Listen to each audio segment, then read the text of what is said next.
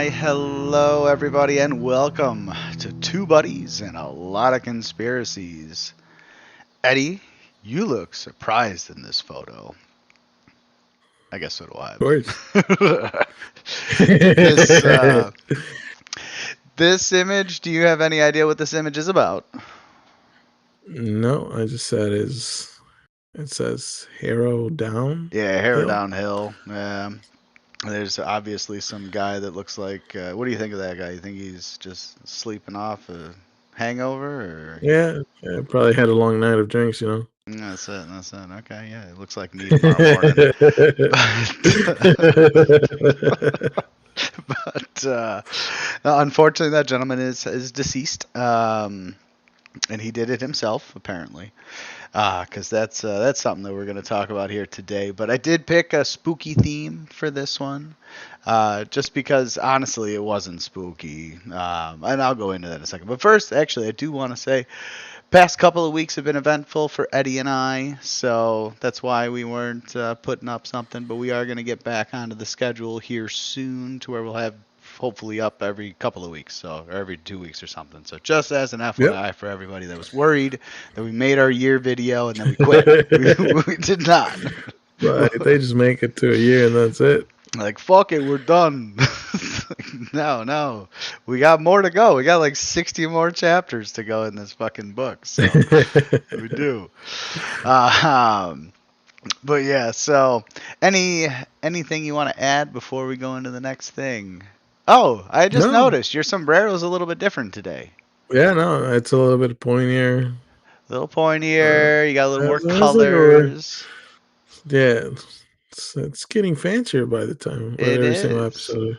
It is. Your one eye's a little bit different. I noticed that I have like either windburn or sunburn on the side of my head, but not on the rest of my head. So you look like half pale, like 80% of your face is pale. I almost feel like that's actually on purpose, because the guy's actually dead. So it's like you've seen a ghost, so you go pale. Yeah. So that's I think what it is. I guess we just go into the topics then, yeah? Yeah.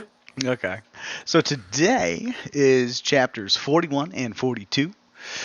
Dr. David Kelly, which when I saw that name in this book meant nothing to me until I started looking into it, because there is actually something to him. It's very interesting.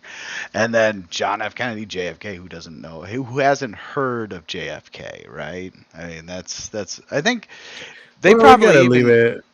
We gotta leave it out. There's probably somebody, out there. There may be somebody out there who has not heard of John F. Kennedy.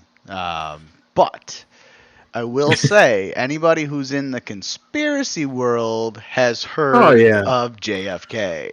Dr. David Kelly, maybe not so much. So, what do you know about these two topics, Mr. Eddie? Well, David Kelly, nothing. And JFK is like, I think is like one of the, I want to say the most well-known conspiracy. Yeah. There's so many different point of views to it. There's so many opinions on it. Oh yeah. So I think I'm excited to see what you put together with that one. I'm kind of curious too what I put together with this, because I did this a couple weeks ago. Yeah.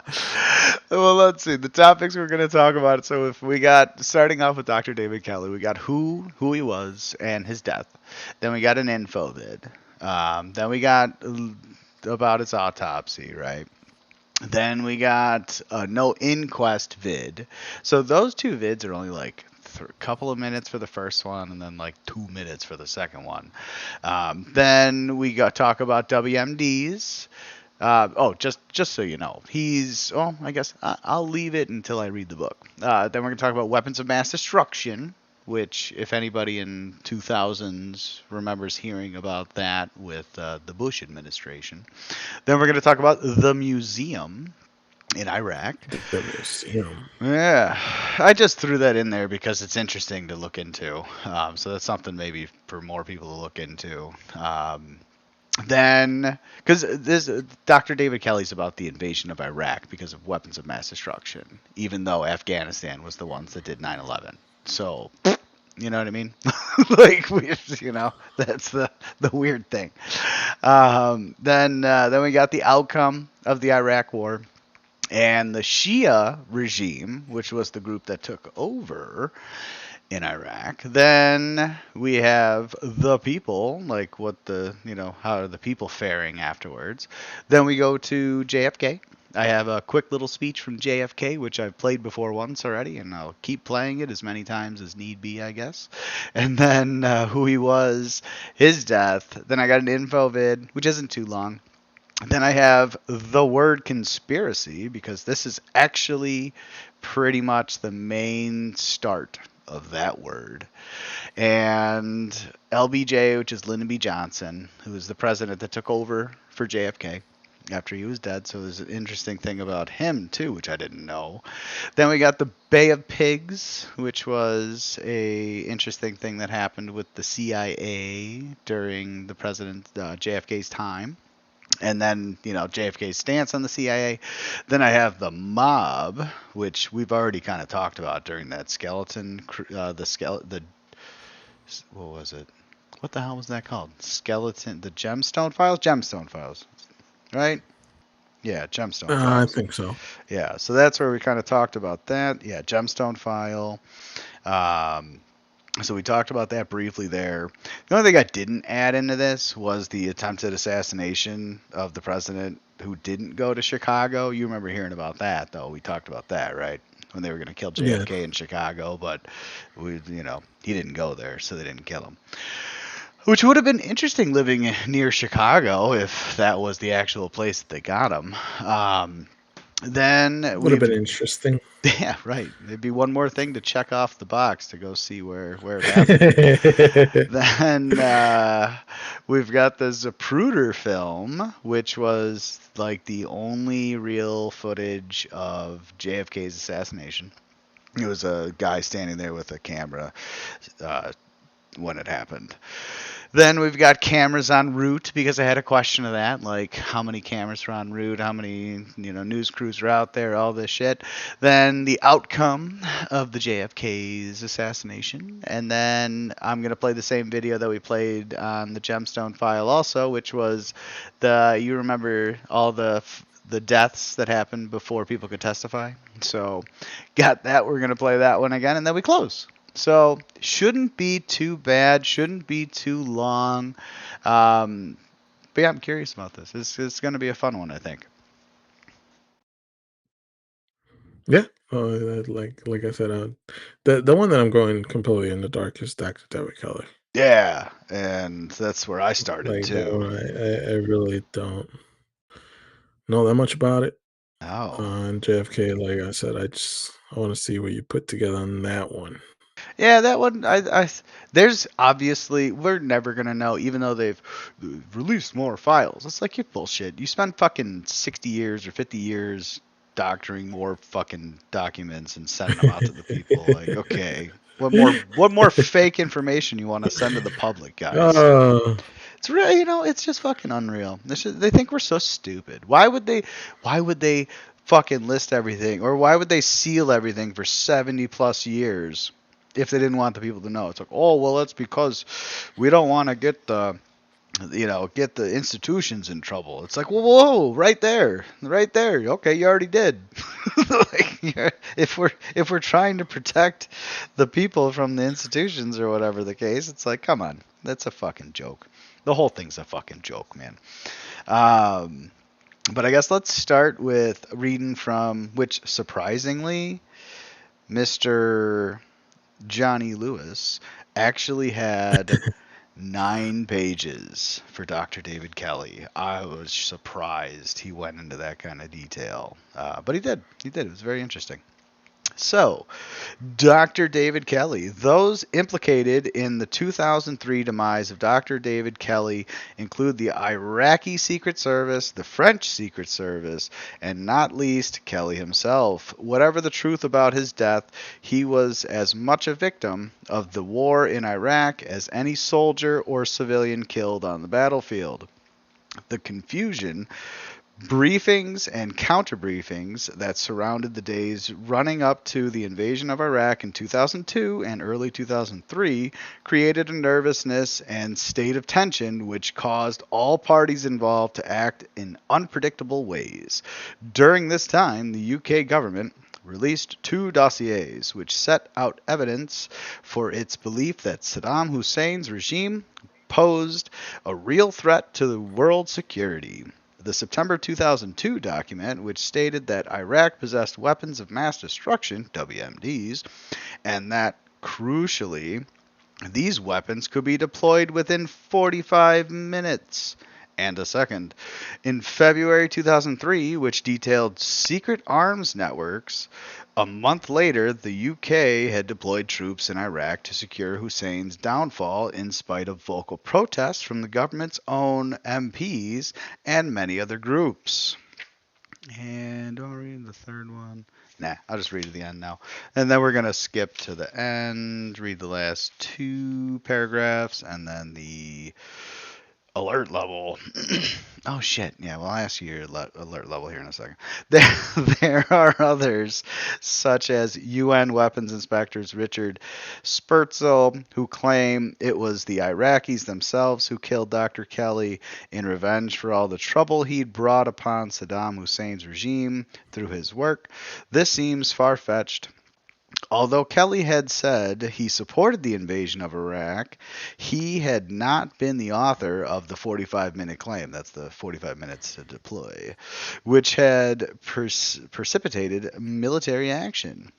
And he had only recently inspected trailers claimed to be bioweapons laboratories and declared them to be no such thing. More hardline conspiracy theorists maintain Dr. Kelly's death was yet another in a suspicious pattern of untimely deaths among the world's leading microbiologists, who are being systematically bumped off for reasons that remain unclear. That actually just kind of happened too recently. However, weird the theories. Kelly's death was not properly investigated. The glaring omissions and conflicts of evidence, the choice of an inquiry, that's what we're going to watch the video on, headed by a judge rather than a coroner, with terms drawn up at the outset by the government, the continuing unease of expert doctors and political figures willing to risk their own reputations to publicize their misgivings. All this suggests there is far more to this event than the government is willing to be open about. Given that the present government would still have much to lose should it be revealed that Kelly's death was unlawful, it is likely to be a long time before all the factors surrounding this case reach the light of day. And this is alert level. WMD whistleblower Dr. David Kelly was murdered. Alert level 9. So he's like fully on board. Which it does make sense actually. When we watch the video, you'll be like, "Oh yeah, totally." But fucking A, man. What? So do you remember the movie Green Zone with Matt Damon?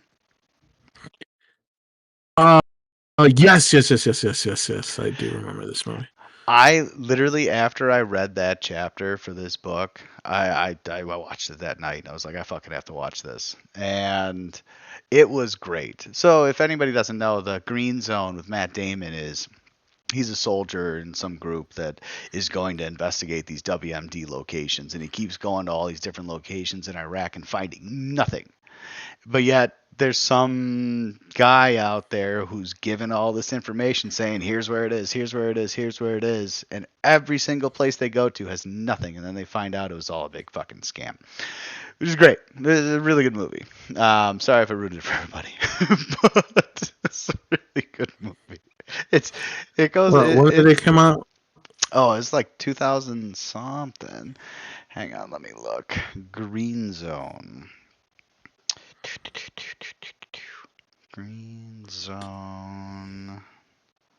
2010. 2010. Oh, okay. Well, come on. Dude, do you know that there's movies from the 70s I've never seen? I mean, I know I wasn't born then, but yeah. Like, I mean, come on. We can't be talking about like one thing it would be if it was like a movie that just came out like this year, a couple years ago. But here's the other thing you're forgetting about, though. It's also like a war movie. So, war movies, a lot of times people just won't see because it's got violence and war in it. So, which means they probably won't watch it now. So I didn't ruin anything. But Exactly. it is worth a watch. I think you'll like. I think you'll like it a lot. I also like Matt Damon too. I think he's actually a pretty good actor. I won't see that Odyssey movie though. At 3 hours long. I heard it's terrible. Yeah, well, I've heard like a lot of people actually like it, but I'm I not I gonna heard watch a it. handful of people that liked it too, but I watched a few videos on the YouTube, and it tells me that it's terrible. So sometimes I like to believe what they say. But no, honestly, I think there's read the Odyssey, read the actual book. I think that's the best way to experience that whole thing. Yeah, no, I'm not gonna watch a 3 hour movie. No, fuck that. I And I like actually movies. I did actually watch the JFK movie though, which is 3 hours long. I did actually just watch that, and I was like, yeah, "This is a good movie, but it could have been shorter." They could have trimmed a few bits, maybe made it a little bit better. Um, well, yeah. Oh, yeah. Let's ask Eddie. What's your threat level? Was it 8.7? Yes. Okay, good. So Eddie's threat level is 8.7. So he's creeping slowly and slowly to threat level midnight. Before you know it, he will be there. He will be there. Threat level midnight, It's not gonna be baby. a normal scale. Instead of going to 10, it's going to 12. At least, and then once you hit 12, then we go to 100. So that's kind of how it is. So just don't worry. You can go up. You can go up a full point. You don't have to keep going point one in this bullshit. You can go. You can go a whole point if you want, brother. Feel free. Feel free. We'll bring. Honestly, we'll bring you to a fucking 1,000. Whatever you want to do, man. I don't give a shit. It's your What's that? it's your threat level. So whatever, bro. Oh, that's fucking funny. Um. But all right. Any questions or anything before we start rolling with? Yeah, and it's not too bad. We're not reading too much. A little bit, but not too bad. You ready for the next thing to start reading? Yeah. Okay. So I'm gonna ask you like normal. Sticking with right. Okay. I did. If I'm not mistaken, I did right last time. I'm gonna stick with right. Okay. All right. Eddie's gonna stick to the right side of the road. He must be an American. That's what it is. America. America. Okay, so he wasn't ready for the button, so I'll edit No, that in. I'll edit it uh, in. I was not ready when you said America. That's it. That's Let's okay. see. Next time. Next time. Um, Well, here. that's what I'm talking about. That's my guy. All right, so Dr. David Kelly was a British biological warfare expert and United Nations weapon inspector who became the central figure in a major political crisis in 2003. You can read complete overview of his life and career on the fake Wikipedia. Background and role. Profession. He worked as a senior scientist and advisor to the British Ministry of Defense. Inspections. He served as a chief weapons inspector in Iraq for the United Nations between 1991 and 1998. The controversy and death. The leak. He spoke anonymously to a journal. Wait, the leak. He spoke anonymously to a journalist expressing doubts about a government report claiming Iraq had active weapons of mass destruction. Therein lies the problem. Exposure. When his identity as the source became public, he faced intense questioning from a parliamentary committee. Parliamentary, yeah. Tragic outcome. He was found dead in July 2003. Shortly after he talked about the stuff, huh? With official findings ruling his death a suicide. Oh no. Aftermath. The official Hutton inquiry cleared the government of illegal wrongdoing in handling the dossier, though the event severely damaged public trust in the administration. This sentence I found very strange that the Google AI was putting in, and I saw it I think in a couple more things that we're going to read too.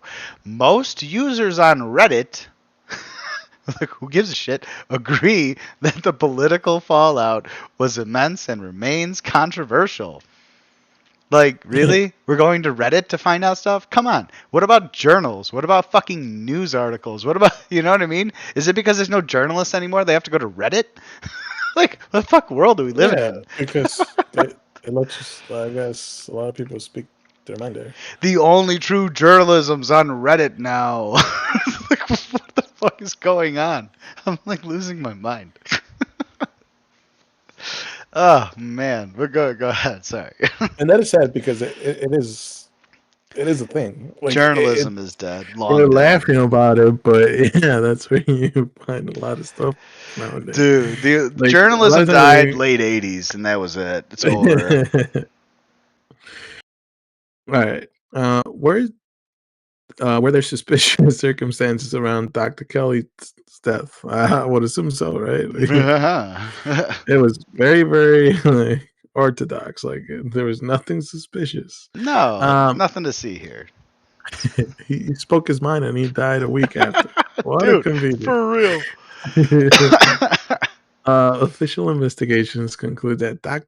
David Kelly died by suicide, but prominent medical and legal experts have long argued that the official findings left room for suspicious questions. All right. That's the Guardian. That's actually a journalists, but yeah. 2003 they stopped caring. The official findings, the death. In July 2003, Dr. David Kelly, a British weapons expert, was found dead in a wooded area in Oxfordshire. He was actually found the place that I wrote on the thing. That's why I picked that name. Hollows, whatever. That was real. Yeah. Like they found him there. So don't think I just made the image up to make it look spooky. No, I mean, that's kind of what it is, but yeah, go ahead. Sorry. That's they like to set it up, That's it. So, Exactly. The cause. The government appointed Hutton, I think. Hutton Okay. inquiry concluded in 2004 that he killed himself by cutting his left wrist with a knife, with painkillers and heart disease contributing. Like, Okay. here's the thing: if you're cutting yourself with a knife, why would you also take painkillers? Wouldn't like one or the other? That doesn't make sense at all. Yeah. When we watch the video, you'd be like, now it makes sense. Go ahead. Sorry. The review. In 2010 and 2011, the Attorney General reviewed the case and stated the evidence supporting suicide was overwhelmingly strong. Of course. A detailed review of the case was covered by the BBC. Yeah. Arguments for suspicious circumstances. No open inquest. Mm-hmm. The standard coroner inquest under oath was suspended and replaced by the hearing inquiry, Yeah. which critics argued lacked. Oh my god! Isn't that like comical in itself? Just that whole sentence. Like, don't worry, coroner doesn't need to be involved in this, even though he should be. But fuck him. The government's gonna say what happened. Okay. Accountability. Medical doubts. Let's see what they had to do. Let's see what they has to say about this. A group of senior doctors publicly challenged the verdict, arguing that the blood loss described was too minor to cause death rapidly. So pretty much what they were saying, the guy was dead before he fucking cut his veins. Yep. Secrecy. Well, that's just the medical analysis, okay? And I'm not a doctor, okay? I'm not a doctor. That's that's not what the government told us. Secrecy. Authorities initially placed restrictions and a 7-year seal on medical postmortem. Postmortem records, which The Guardian noted helped fuel ongoing public suspicion No and shit. conspiracy theories. Well, yeah, no shit. Yeah. If people are investigating and then you ban it for 70 years? Well, that's the joke of Oh the whole my thing. god. President Kennedy has a 75-year seal. He's the president that was assassinated. This guy was fucking just working for working for Europe. Just fucking he's just investigating things like this. Like get the fuck out of here. What does he get a 70-year Oh seal on it? my god. Of course that's going to fuck everyone's going to be like, "Come on, guys. What are we doing? What are we doing?" Stupid. Oh, that's crazy. Ah, so yeah, I love that, the secrecy. That's my favorite bit of that whole thing there. It's like, yeah, 70 years seal. Get the fuck out of here, clowns. Uh, so any questions for the next thing, which I think is the No, video? got no Okay. question. That was very clear. Very clear. They covered something up. Absolutely. They tried Oh, to. fucking A, man. Fucking A. So yeah, this here is the video. Like I said, it's only a couple minutes long, which is pretty good, but it's pretty quick. Now I do think it's all AI speaking whatnot, and then the words on the screen, but whatever, it's worth it. So you ready? Yeah. Okay, here you go. Welcome back to the channel. In this episode, we explore one of the most mysterious and controversial deaths in modern British history, the assassination of Dr. David Kelly, a respected weapons expert who found himself at the center of the storm surrounding the Iraq War. In 2003, Dr. Kelly was identified as the source behind claims that the UK government had sexed up intelligence on Iraq's weapons of mass destruction.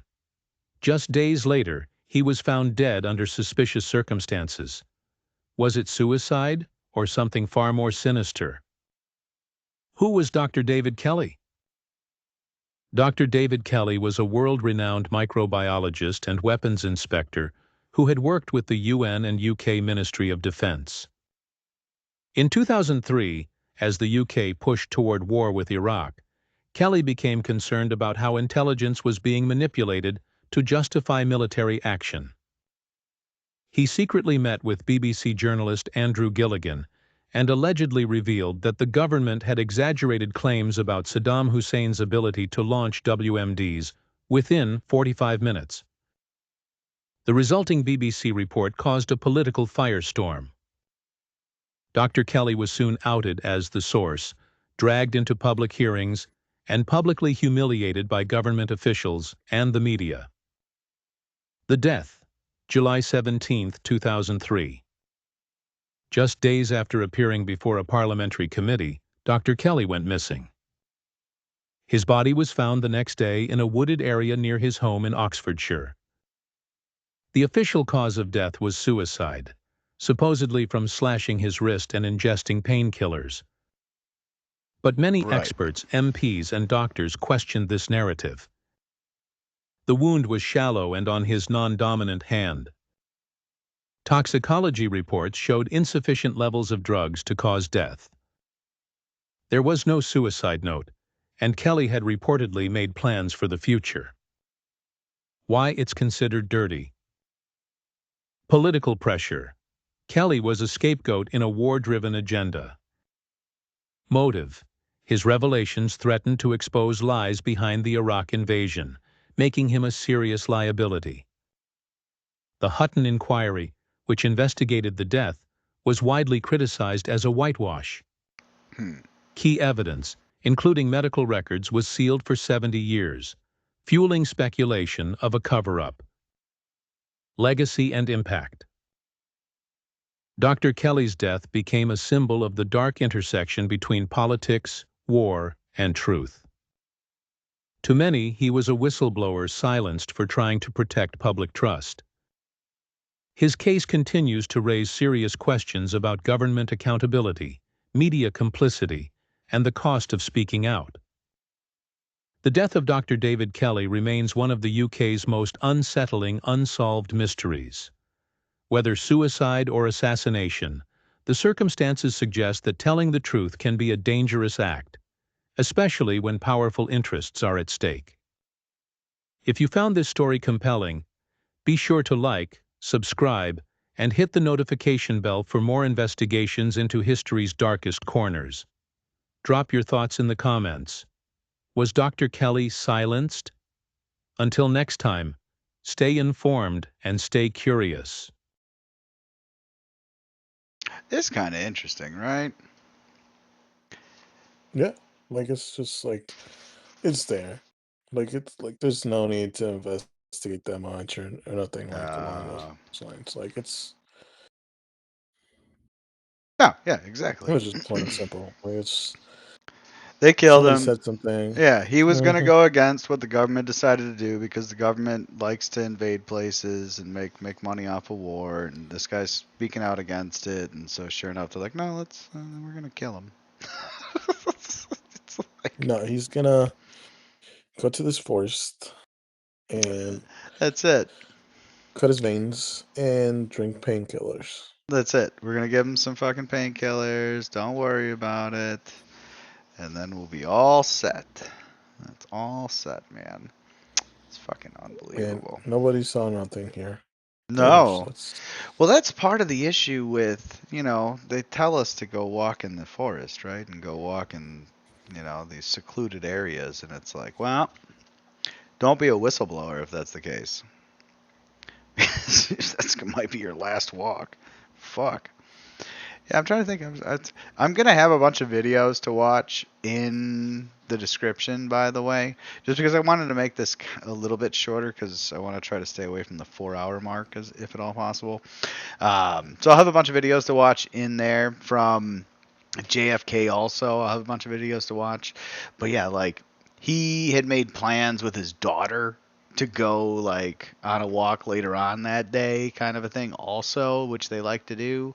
And he died before then. It's like you don't make plans for the future if you're about to go kill yeah, like yourself.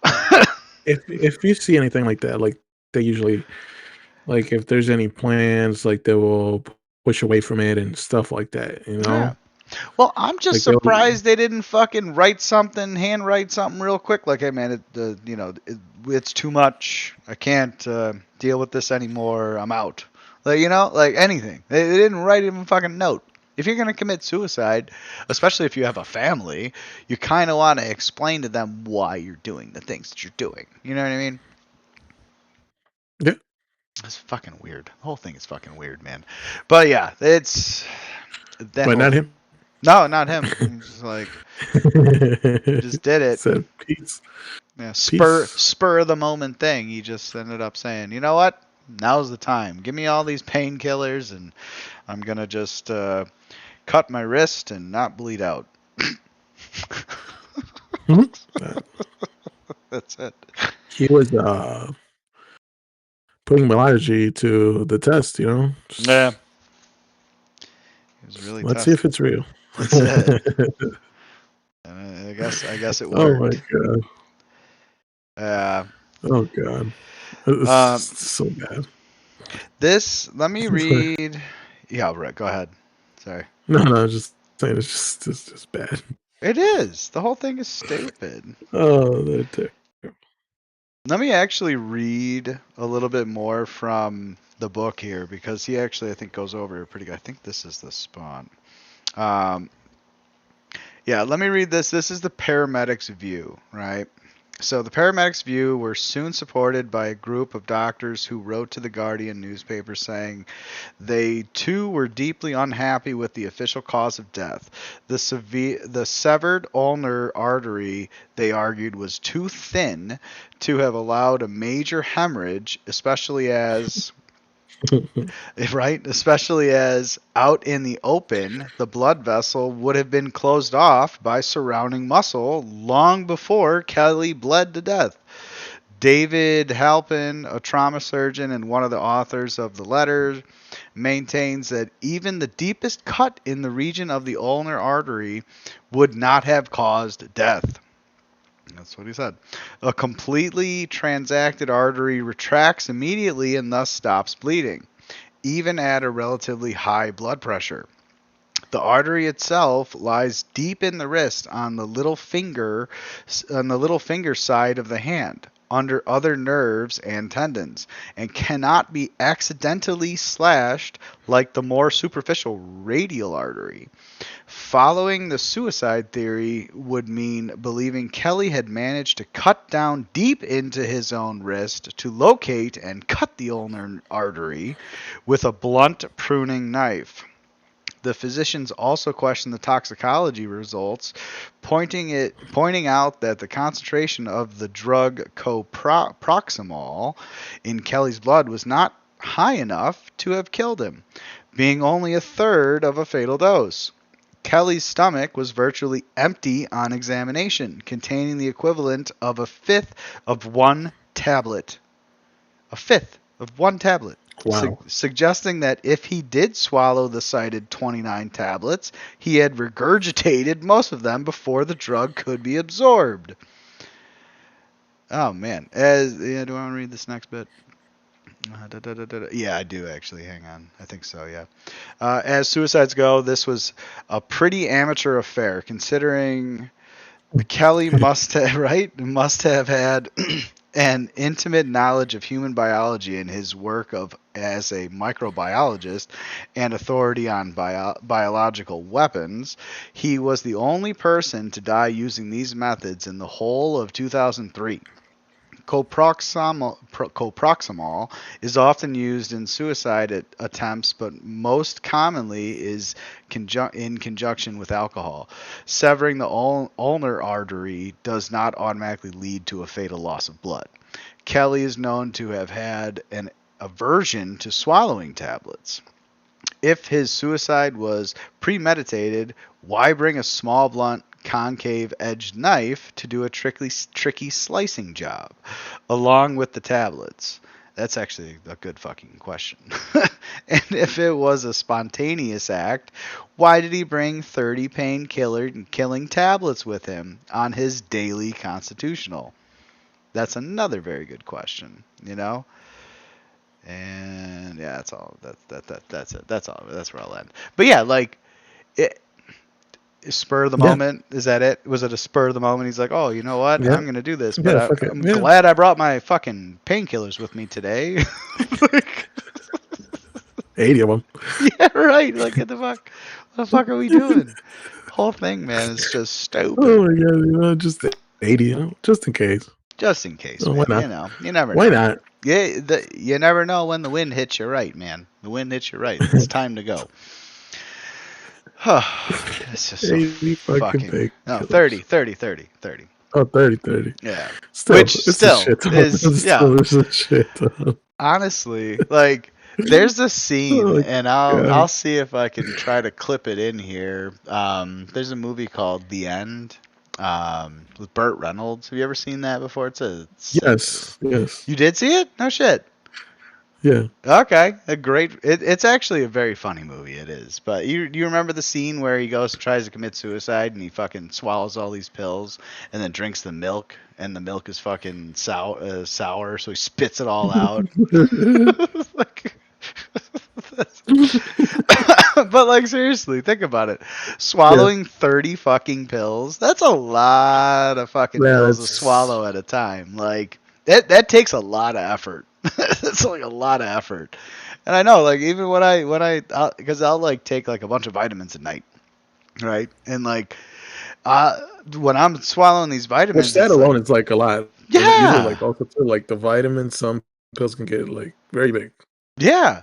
Oh yeah, absolutely. Fucking multivitamin. Then you got the fucking horse tranquilizers. But you know.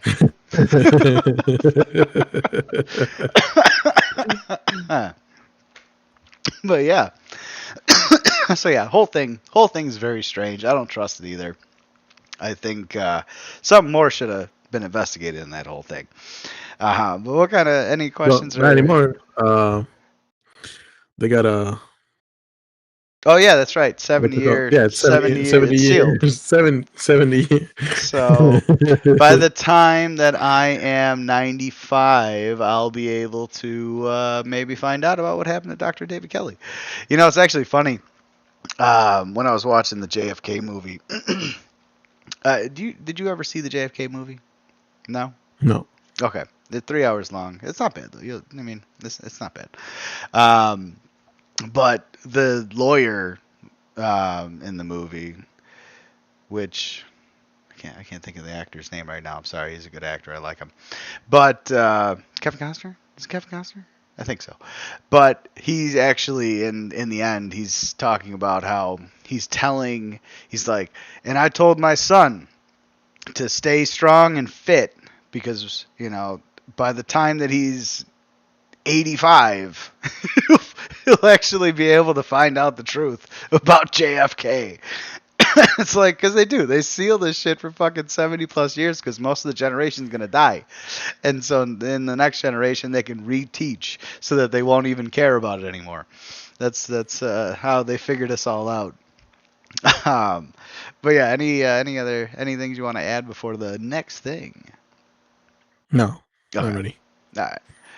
So, did they do an autopsy on Dr. David Kelly? Yes, an autopsy post-mortem examination was performed on Dr. David Kelly by Home Office forensic pathologist Dr. Nicholas Hunt following his death in July 2003. Autopsy finding: cause of death, severe blood loss from an incision wound to the left wrist that severed the ulnar artery. As we just read, doesn't sound like that's true. Contributing factor: an overdose of painkillers. An underlying coronary artery disease. Oh no. Conclusion: the examination found no evidence of an attack or foul play, matching a conclusion of suicide. Details of the examination were Details of the examination were detailed further in a profile on Wikipedia that anybody can edit. Release of the report. Secrecy order. The post-mortem and toxicology reports were initially sealed for 70 years at the request of Lord Hutton to protect Dr. Kelly's widow and daughters from distress. How? How is that protecting his daughter and wife? Does that make sense to you? Like, if I died of some random shit and everybody already knows this is what they're saying about me, how am I protected? I don't know. Right? That's not real. It's not real. Shut up. You're lying to us. Public release. The Ministry of Justice published the full autopsy. Yeah, doctored. The full autopsy and toxicology report in October 2010. They figured, you know what? It's been 7 years. We've done all we can with these reports. Fuck it, give it to the people. We can't make them any better. To maintain public confidence and address ongoing questions, don't listen to what we say, guys. Here, see, this is the document. Most users on Reddit, again, agree that the initial decision to seal the autopsy report for decades contributed to lingering public skepticism and debate. Additional coverage of the findings is available via the BBC. Honestly, why didn't they just start with like the BBC think it's something more going on? But they don't. That doesn't look like it. It looks like it's all just they're more cover-ups. Pretty much. Yeah, because the BBC is That's paid all for it by is. the government. So you think they're going to talk about the government? Like, It's not. well, it's literally like, okay, so you see your boss, you see incriminating things about your boss, but you're paid by your boss, so you're like, all right, well, I'm not gonna, fuck him. Like, I'm just gonna keep my head down and not say anything. Okay. Oh man, weird. The whole 70-year thing is weird. The whole we fucking did it for the wife and daughter. Get out of here, you fuckers. You said that this man committed suicide. Is that not worse for the wife and daughter? Not according to them. No, I guess not. I guess that's the right way to go. Oh, That's the only way. this is the only way. Ugh. But yeah, anything you got before the next thing? No. Okay, I think this is the stupid Hutton thing. Yeah. Okay, so this here is I'll just play it. You ready? Yeah. Okay. Because of the interest in the political issues that formed the backdrop to Dr. Kelly's death, A significant number of people have raised concerns about his death and the process used to investigate it, and have called for a new inquest to be set up. Yeah. At this stage, only the High Court can order an inquest, and then only on an application made by me or by another with my consent. I was asked last year to make such an application, and have since then been provided with a large amount of information which is said to support the case for an inquest. Mr. Speaker, having given all the material that's been sent to me the most careful consideration, I have concluded that the evidence that Dr. Kelly took his own life is overwhelmingly strong. Further, there is nothing I've seen that supports any allegation that Dr. Kelly was murdered I love how or that everybody his in the death was the background subject of any kind of Yeah. conspiracy or cover-up. In my view, no purpose would be served by my making an application to the High Court for an inquest, and indeed I have no reasonable basis for doing so. There is no possibility that at an inquest, a verdict other than suicide would be returned. So here's some. Well, besides the whole thing of that, like, is fucking ridiculous. Did you notice the guys sitting next to him that were reading the script? Yeah. So is this all just a movie production, Eddie, with shitty actors? Hey, I wouldn't put it past it. You know what I mean? Like, I've thought for a long time that like all of our politicians are just drama kids from high school. But like, you know, that couldn't make it in Hollywood, so they put them in fucking Washington. Like, but no, like literally, those guys were following along the script, and it's like, wait, why did he print this all out for everybody? Wasn't he just gonna speak it aloud? Like, is no one listening to this guy talk? Just read along. Like, that's fucking weird, man. I didn't even notice that the first time I watched this. But yeah, so they decided, no, he did it, guys. Don't ask us again. He killed himself, okay? Just settle down. It's not important. Of course not. It's nothing to see here. Nothing to see here. Look over there. Don't look over here. Unfucking believable, man. It really is weird. The whole thing's fucking weird. Ugh. So anything else you want to add before the next thing we're reading? No. Okay. Let's get right next to it there. Let's fucking do it, man. Haha, right side. So,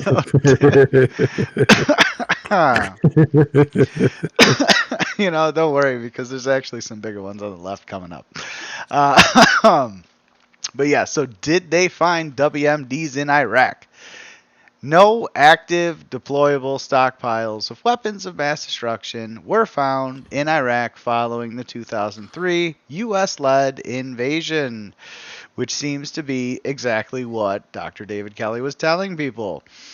Historical context and findings. The Iraq Survey Group, ISG, the official U.S. multi-agency investigation, concluded that Saddam Hussein had dismantled Iraq's active WMD programs years prior, though the intent to resume them remained if sanctions were lifted. Okay. Pre-1991 stocks and old shells. While coalition forces did recover a small number of degraded pre-1991 old chemical munitions, such as old artillery shells containing residual sarin and or mustard gas, these were remnants of the 1980s Iran-Iraq War, rather than the 1900s active or reconstituted production program. Official conclusions, bipartisan and independent investigations, including the Dulfer report and the Commission on the Intelligence Capabilities of the United States regarding weapons of mass destruction, determined that pre-war intelligence estimates regarding active Iraq WMD stockpiles were largely incorrect. But we still fucking went in there and did our shit anyway and killed a bunch of people. It's unbelievable. They're fucking terrible. All right. Did they sack the museum in Iraq? Yes. The Iraq Museum in Baghdad was heavily looted and ransacked during the U.S.-led invasion of Iraq in April 2003. Mm-hmm. Key facts about the looting. When it happened, the museum was broken into on April 10th, 2003, and ransacked over the course of about 36 to 48 hours as American forces advanced into Baghdad. What was taken? An estimated of 15,000 priceless artifacts and antiques, dating back to millennia to Antiquities. ancient antiquities. Sorry, Yeah. millennia to ancient Mesopotamian, Babylonian, and Sumerian civilizations were stolen. Pre, pre, here comes Precautionaries. Yeah, precautionary measures. precautionary measures. Museum staff had successfully hidden many of the most valuable treasures, such as the Warka vase and the gold of Nimrod. Nimrod. Yeah. Nimrod, in secret vaults or the central bank before the invasion began. Recovery and reopening.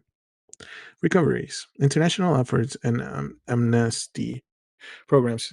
Amnesty programs helped recover about half of the stolen items over the following years. Bullshit. Reopening. Reopening. After extensive repairs and security updates, the museum officially reopened to the public in February 2015. Dude. Fucking, what's that? 12 years? Took you guys 12 years to rebuild? Come on now. Well, when did, I forgot to ask when it actually ended, but I think we talk about it here next. Um, that amazed me because I remember seeing something where it was like the U.S. troops knew exactly, or I'm pretty sure I saw U.S. troops doing it in the video that I saw, but or had read about. But like they knew exactly where all this super hidden shit was, and they actually like there was like a brick wall, and they broke through that wall just to get to the shit. But all of the pre-civilization, all that shit was taken. Like Mesopotamian, Babylonian. We read it. We did a little bit of research on Babylonians, right? The Brotherhood, and all that shit was gone. So who knows where all this shit is today? It's probably in some billionaire's fucking room. But like, Most likely. you know what I mean? Like, who knows what kind of shit they have? They probably have scrolls where they can just, have anything appear in front of them. Wouldn't surprise me, man. Wouldn't surprise me. There's more. There's more to the magic stuff out there than I think we give it credit. Um, but no, I threw this in there because this is interesting, right? Like, who would have thought that that would have been one of the first things that they did? Why would that? Why would they go to the museum first? Aren't they supposedly like taking over areas like the museum? This is where you want to go. Like, we're not going to Chicago to fucking take down the stupid field museum. Like, we're not gonna go take the bones, the fake bones that are probably up there. It's fucking weird. It's fucking weird, man. It's very weird. What else? Yep. Yep. That's I don't know. It's Isn't odd. it? Uh-huh. Hold on. Isn't there a movie I remember a long time ago about like I think is George Clooney in this thing? I don't know, but it's about that like the people that went to war and then how like they stole a bunch of gold and stuff like that. I Mm-hmm. think there is a movie Sure about that. is. I want What's to it say it's called? the King's something. Let's find out. Let's take a look. George Clooney King's movie, right? Is this somebody else already Google searched this? Yeah, it is. Three Kings. Okay, yeah. Yeah, there you go. Yeah, Three Kings is a 1999 black comedy war film directed by whoever. It stars George Clooney, Mark Wahlberg, Ice Cube, and Spike Jonze, the American soldiers who execute a gold heist in Iraq immediately following the Persian Gulf War, Let though. me see. So it was the Persian Oh, Gulf War, okay. though. So it was 91 instead of 2003. But they went back and took the rest of it. That's what happened. They didn't have enough from before. All They needed right. more. They need, of course, this is like a tax system. Uh, um, But yeah, anything you want to add before the next thing then? No. See, I told you left side be on me. So, what was the outcome of the Iraq War? So, yeah, it did end in 2011. Okay. So, the Iraq War resulted in the overthrow of dictator Saddam Hussein's regime, a prolonged sectarian civil war, and the complete withdrawal of U.S. military forces in December 2011. The conflict caused massive casualties, it did, economic strain, it did, and profound shift in the Middle Eastern geopolitics, which was probably more in favor of the U.S. now. The political and regime changes, fall of the dictatorship, President Saddam Hussein was removed from power, captured in December 2003, and executed by an Iraqi court in 2006.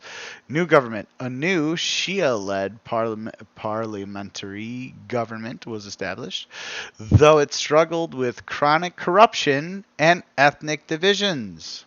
Sounds like good people to put in charge. No WMDs were found. The core justification cited by the U.S. administration, active stockpiles of weapons of mass destruction, was proven false, as no such weapons were discovered. Unfucking real that you fight in this place for what, 8 years and still haven't found the whole reason you went there? Human and financial toll, casualties, over 4,400 U.S. service members, and estimated 150,000 to over 300,000 Iraqis, mostly civilians, died during the conflict and subsequent insurgency. Economic costs. The war cost the United States trillions of dollars and devastated Iraqi infrastructure, which probably also we rebuilt. Wounded, yeah, or banks did, and then made these guys indebted to them. Wounded veterans. This is another fucking terrible thing. Tens of thousands of coalition soldiers returned home with severe physical and psychological injuries. Regional instability, rise of extremism. The vacuum left by the collapse of the regime and sectarian fighting paved the way for Al Qaeda in Iraq, which eventually evolved into extremist Islamic State, ISIS, which you've heard of them before.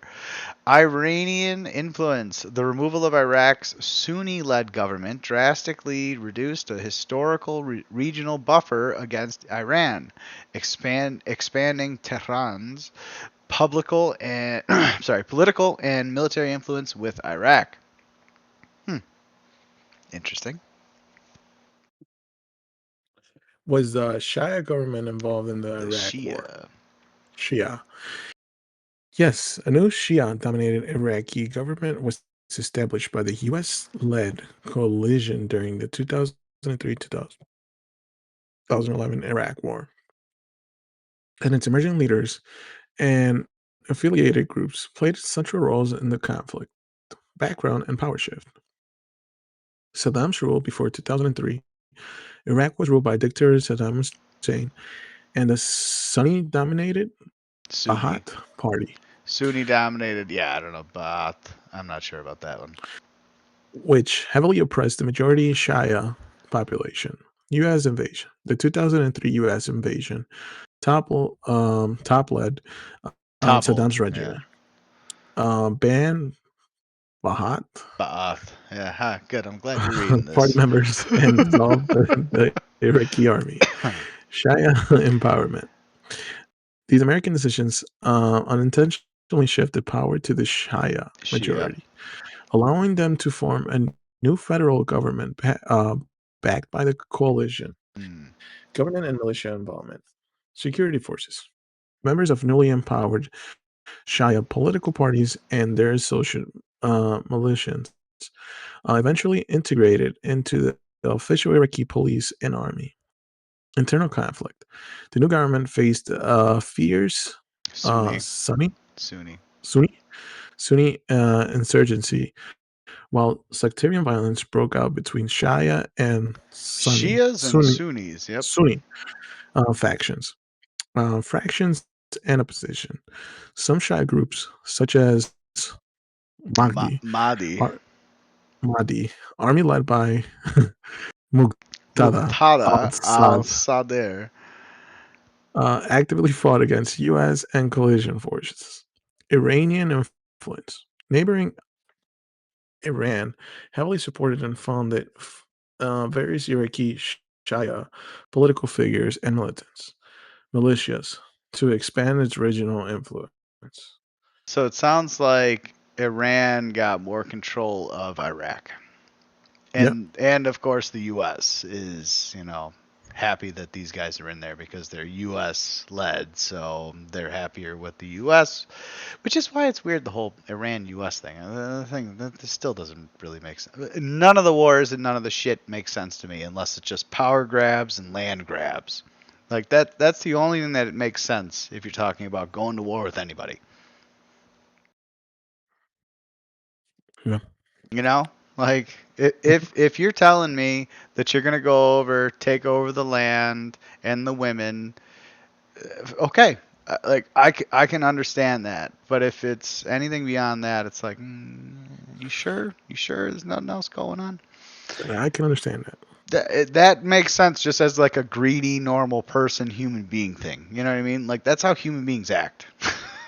But Pretty much, yeah. you know, but if you're going like with these grandiose things, then get out of here. You're full of shit. I'm saving the people. No, you're not. You're hurting the people. Ugh. And you're defending yourself when they found zero evidence of WMDs. It's like, okay. Well, fuck. It's like Really? zero. Yes, zero. No WMDs were found. Google AI is saying it, guys. So it's got to be real. It is funny. It is funny to think that way. But, like, if Google AI isn't even going to defend your story, then there's probably not any legitimacy to your story at all. Because it'll do its best. We saw that in other things we've read Oh about. yeah, Like, it tries to not say it. it tries to not tell the real truth about what's going on. But, like, this you can't fight. It's like, no, they ain't found shit. It's like, okay, thanks. Thanks, bro. We got no backup. Yeah, we can't. You guys didn't justify anything that you did, so I can't tell these people like anything. Like you guys did nothing. You should have come up with one document, and I would have said yes. There were loads of WMDs they found. Here's the one document cited by the U.S. government. But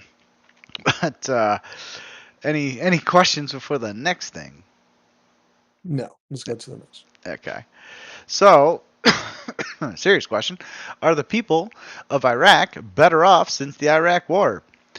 This is another weird thing with Reddit, though. But opinions and data are mixed on whether life in Iraq is better since the 2003 war, with recent stability and health gains offset by deep-seated corruption and economic challenges. Reddit. Like, really? I still don't understand why Reddit is deciding what's going on with shit. Improvements. Life expectancy reached about 70.4 years. Okay, that's good. That's I don't know what it was before. Didn't tell us what it was before, but okay. Poverty reduction. Poverty fell from 20% in 2018 to 17.5% in recent years, as reported by UN News. I actually would have liked to have seen what poverty was before 2003, but I guess it jumped all the way to 2018. So 15 years later, okay. Security. Improved safety in major cities has allowed millions of displaced citizens to return home, which that might be a good thing. I'm not sure. Ongoing challenges. Economic reliance. The economy depends heavily on oil rather than diverse industries, leaving high youth unemployment. That doesn't sound good. That sounds like that poverty is about to jump. Infrastructure. Severe water shortages, power grid limits, and widespread government corruption persists. That sounds like a bigger fucking issue. It sounds like they were better under Saddam Hussein. Conflict legacy. The nation still carries the heavy mental and physical scars of past sectarian civil wars and the fight against ISIS. Yeah, probably does. Unbelievable. Public sentiment on Quora, another like fucking forum site.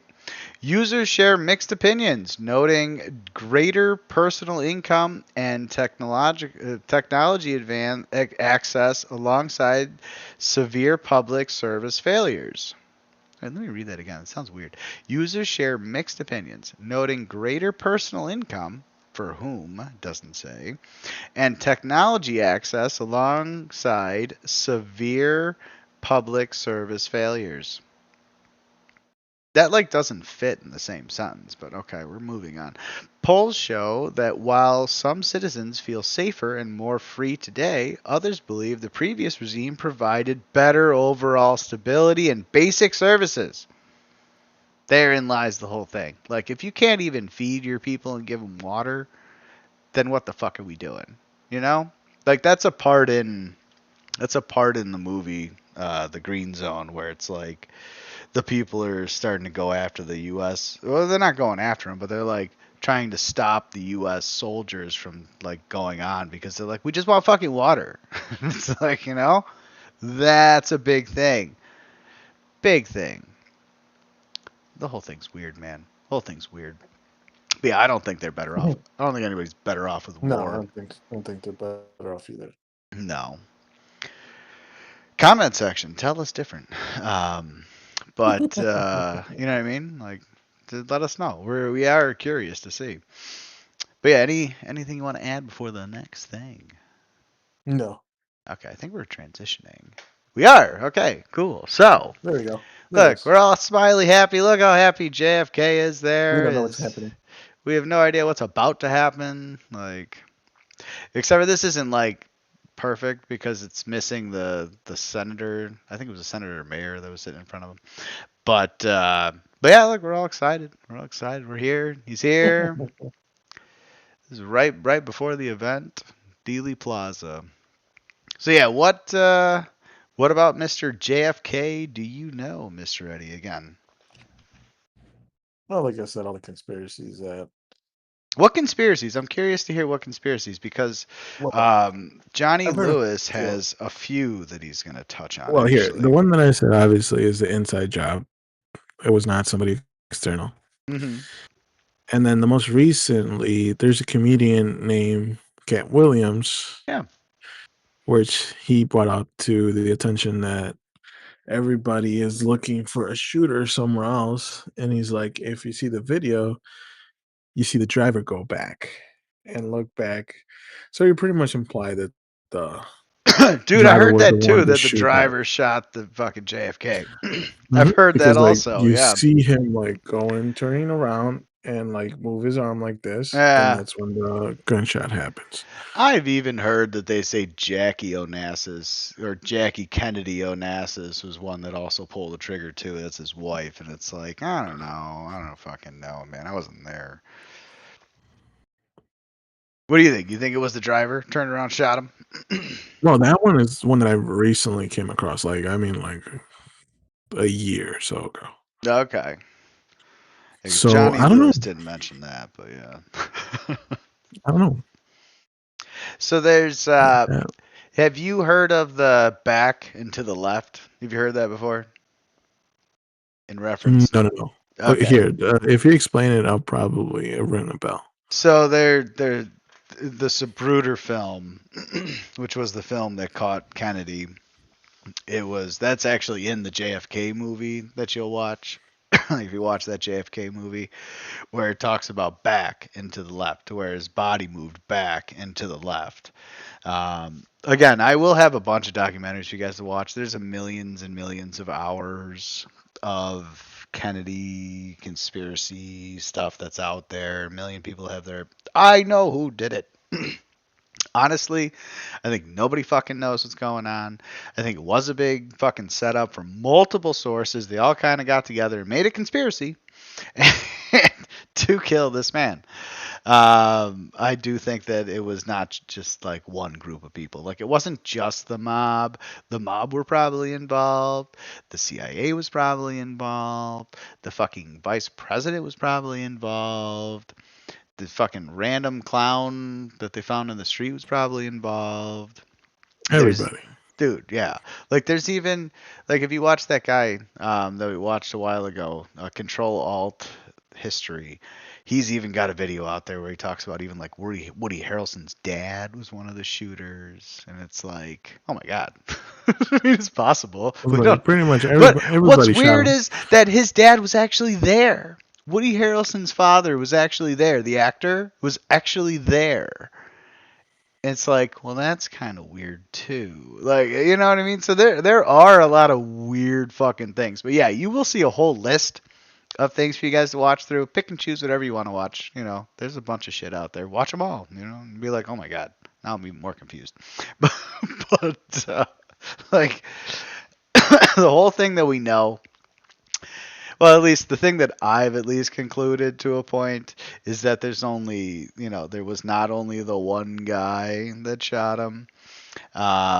Because I remember hearing about the Back and to the Left. Even there was a whole fucking Seinfeld episode about it. It wasn't like about this, but it was like in a parody of that kind of situation where it was like back and to the left, and that's like repeated a million times because of the JFK movie that had come out. But no, it's there's definitely some confusion, I will say, and because they sealed these records for 70 plus years, also, that's another one of those that we're like still guessing. Trump said he was going to come out with them. They came out with more information that just paints a wider target on what's his face? The fuck is his face? What's his name? The guy that Oswald, right? Yeah, Oswald. It's like they paint he was which it's possible that he was a CIA guy too. We don't fucking know, man. We really don't know. These secret societies gotta go, like they do. They really do. But yeah, we're gonna touch base on some of that stuff. So you think that there was a lot more going on, right? Than just the one guy that the Warren Commission said did it. Mm-hmm. Okay. So Eddie is not on board with the Warren Commission. I agree 100%. 100%, my man. All right.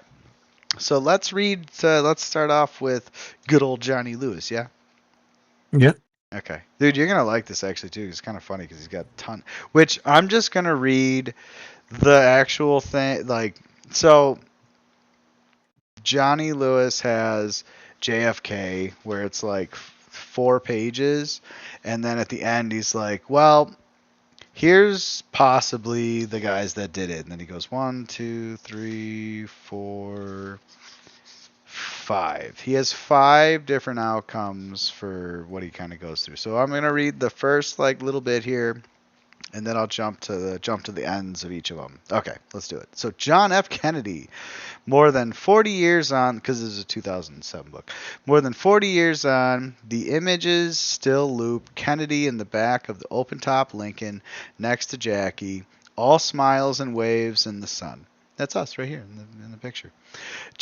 Jackie leaning over to her husband, Jackie trying to climb up to the back of the car, a blur of speeding cars and motorbike outriders. Lyndon B. Johnson inside Air Force One taking the oath of presidency. Jackie, statue-like by his side. Elected to the White House in 1960, age 46, Democrat John F. Kennedy was supposedly the bringer of a fresh new dawn. Handsome, charismatic, and liberal, JFK promised hope for an entire generation. That hope was snuffed out at 12:30 p.m. on 22 November 1963 in Dealey Plaza, Dallas. Kennedy had chosen to visit Dallas to boost the Democratic cause in Texas, a marginal state. Oh, dude, that's probably why I didn't go to fucking Chicago, because Chicago's Democratic as they come. Kennedy had chosen to visit Dallas to boost the Democratic cause in Texas, a marginal state, and to generate funds for the upcoming November 1964 presidential election. Both Kennedy and his staff had expressed concerns about scrutiny because only a month earlier, U.S. Ambassador to the UN Adlai only a month earlier, U.S.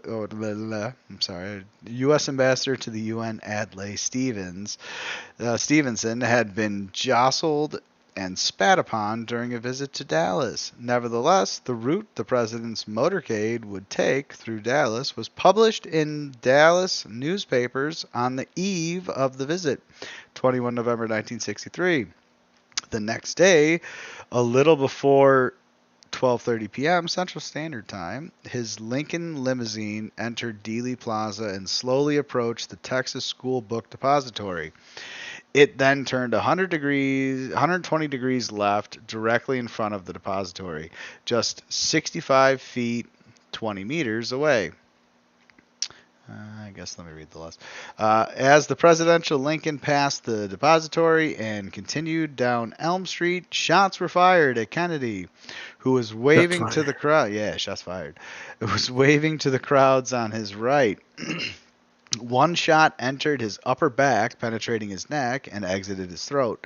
He raised his clenched fist up to his neck and leaned to his left as Jacqueline Kennedy put her arms around him. Texas Governor John, that's where people think that she shot him. Texas Governor John Connally, sitting with his wife in front of the Kennedys in the limousine, was hit in the back and yelled out, "Oh, no, no, my God, they're going to kill us all." The final shot occurred as the presidential limo passed in front of John Neely Bryan Pergola.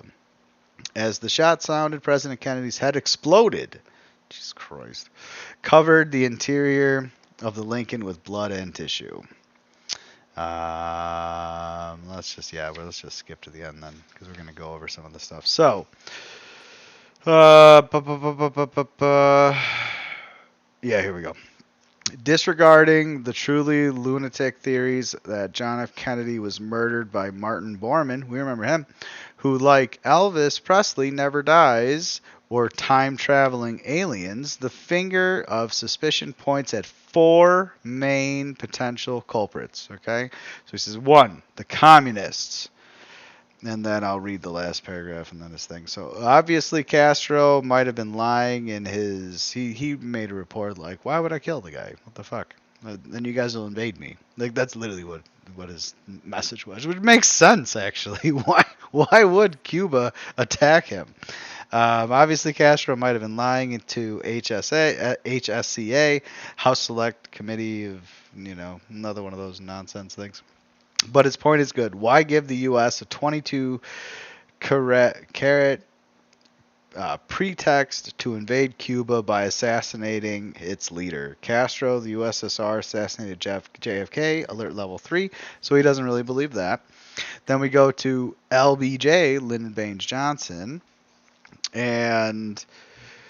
I'll just read the last paragraph. LBJ apparently had no shortage of willing helpers. Mark North Act of Treason 1991 points that LBJ was helped by J. Edgar Hoover, head of the FBI, who was known to loathe JFK, and his brother Bobby, the Attorney General.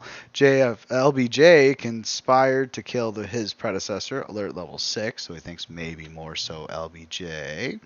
Then we go to the CIA anti-Castro Cuban exile conspiracy. And the last thing, HSCA reviewed these theories and concluded that although Oswald assassinated Kennedy in a conspiracy with others, the conspiracy did not include any U.S. intelligence agencies. Of course not.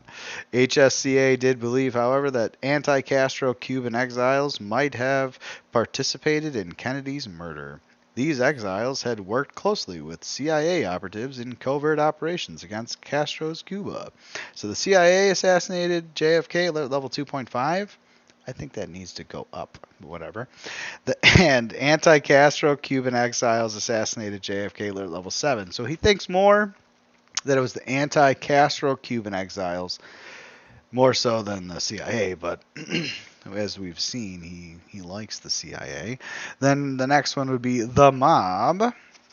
And yeah, just the last paragraph. An added twist to the mob theory is given by Mark North, an act of treason in which he claims that Marcello tipped off J. Edgar Hoover of the FBI in 1962 that the assassination was being planned. Hoover, who despised Kennedy's civil rights agenda, intentionally sat on the information and let JFK die.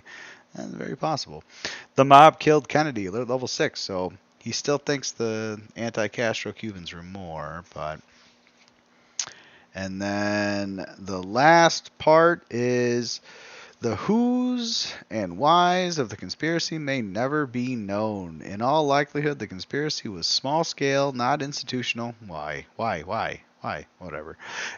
And was created in the murky back rooms of the anti-Castro exiles in New Orleans, which is actually where that JFK movie kind of talks about. That's the whole thing.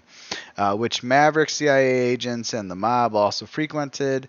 This is the thrust of the 1991 Oliver Stone movie JFK, based on Jim Garrison's investigation and of the HSCA report. JFK was killed by his alert level.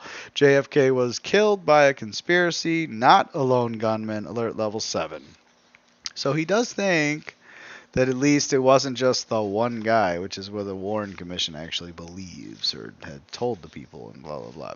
And then it's actually funny because like the next 20 pages is literally about the Warren Commission. So he doesn't think the CIA or any institution was really involved. He thinks it was literally just a handful of guys in Louisiana that set all this up. It wasn't even really the mob. But we're going to kind of reach a little bit of maybe our own conclusions when we start to look into it a little bit. You ready for that? Yes, no, maybe so? Yeah. Sorry. Okay. Where'd you go? I lost you. All right, so starting off, this here is a speech that we've played before, but again, we're going to play it again because tell me after you hear this speech if he's made any enemies. Okay, you ready? Let's go for it. Okay.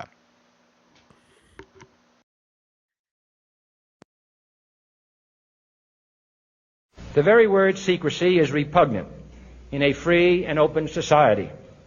And we are, as a people, inherently and historically opposed to secret societies, to secret oaths, and to secret proceedings. We decided long ago that the dangers of excessive and unwarranted concealment of pertinent facts far outweighed the dangers which are cited to justify it. Even today, there is little value in opposing the threat of a closed society by imitating its arbitrary restrictions. Even today, there is little value in ensuring the survival of our nation if our traditions do not survive with it. And there is very grave danger that an announced need for increased security will be seized upon by those anxious to expand its meaning to the very limits of official censorship and concealment. That I do not intend to permit to the extent that it's in my control. And no official of my administration, whether his rank is high or low, civilian or military, should interpret my words here tonight as an excuse to censor the news, to stifle dissent, to cover up our mistakes, or to withhold from the press and the public the facts they deserve to know.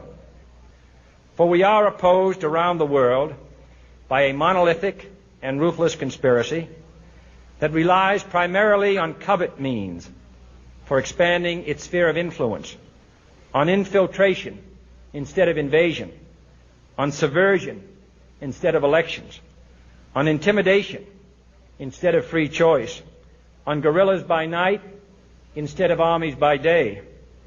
It is a system which has conscripted vast human and material resources into the building of a tightly knit, highly efficient machine that combines military, diplomatic, intelligence, economic, scientific, and political operations. Its preparations are concealed, not published. Its mistakes are buried, not headlined. Its dissenters are silenced, not praised. No expenditure is questioned, no rumor is printed, no secret is revealed. No president should fear public scrutiny of his program, for from that scrutiny comes understanding, and from that understanding comes support or opposition, and both are necessary. I am not asking your newspapers to support an administration, but I am asking your help in the tremendous task of informing and alerting the American people. For I have complete confidence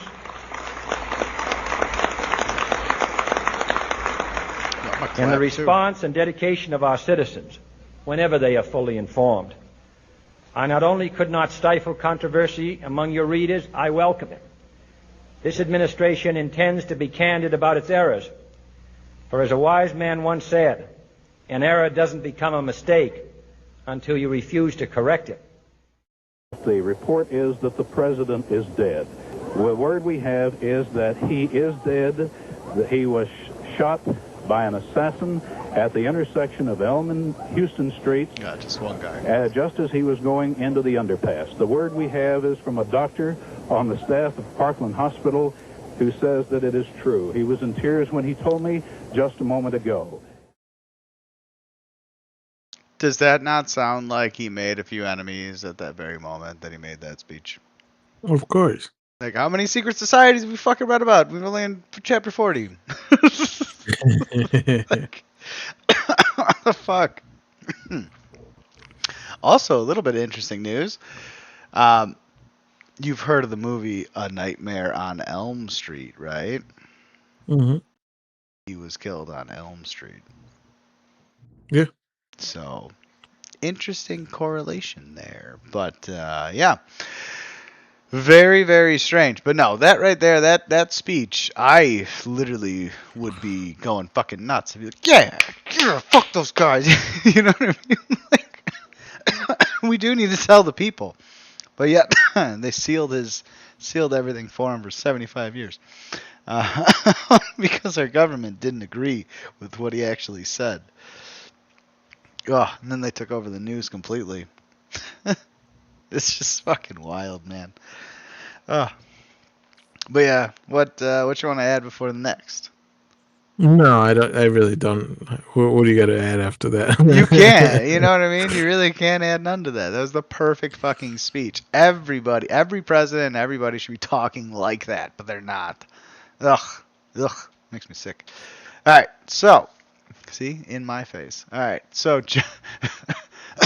You see, I did reverse psychology. You thought I was gonna go for left this time. I actually kind of did, and I was gonna laugh at you each time, but that's all right. We'll laugh at me instead. That's all right. I'll read it. So, who is John F. JFK? Which is funny actually too, because if you ask who is JFK, it literally just gives you like his link to Wikipedia. It doesn't even give you a breakdown. So I had to ask like in a weird way, like give me his fucking timeline, like what's his life like, and then it's like, oh, okay, fine, this is what you want here. So John F. Kennedy, JFK, was the 35th president of the. Oh, and then the other thing too is when you ask for who's JFK, they're like, oh, and you must be referencing the fucking airport in New York. It's like, no, I'm not. I want to ask about the guy, dude, like the guy. But John F. Kennedy, JFK, was the 35th president of the United States, serving from 1961 until his tragic assassination in November 1963.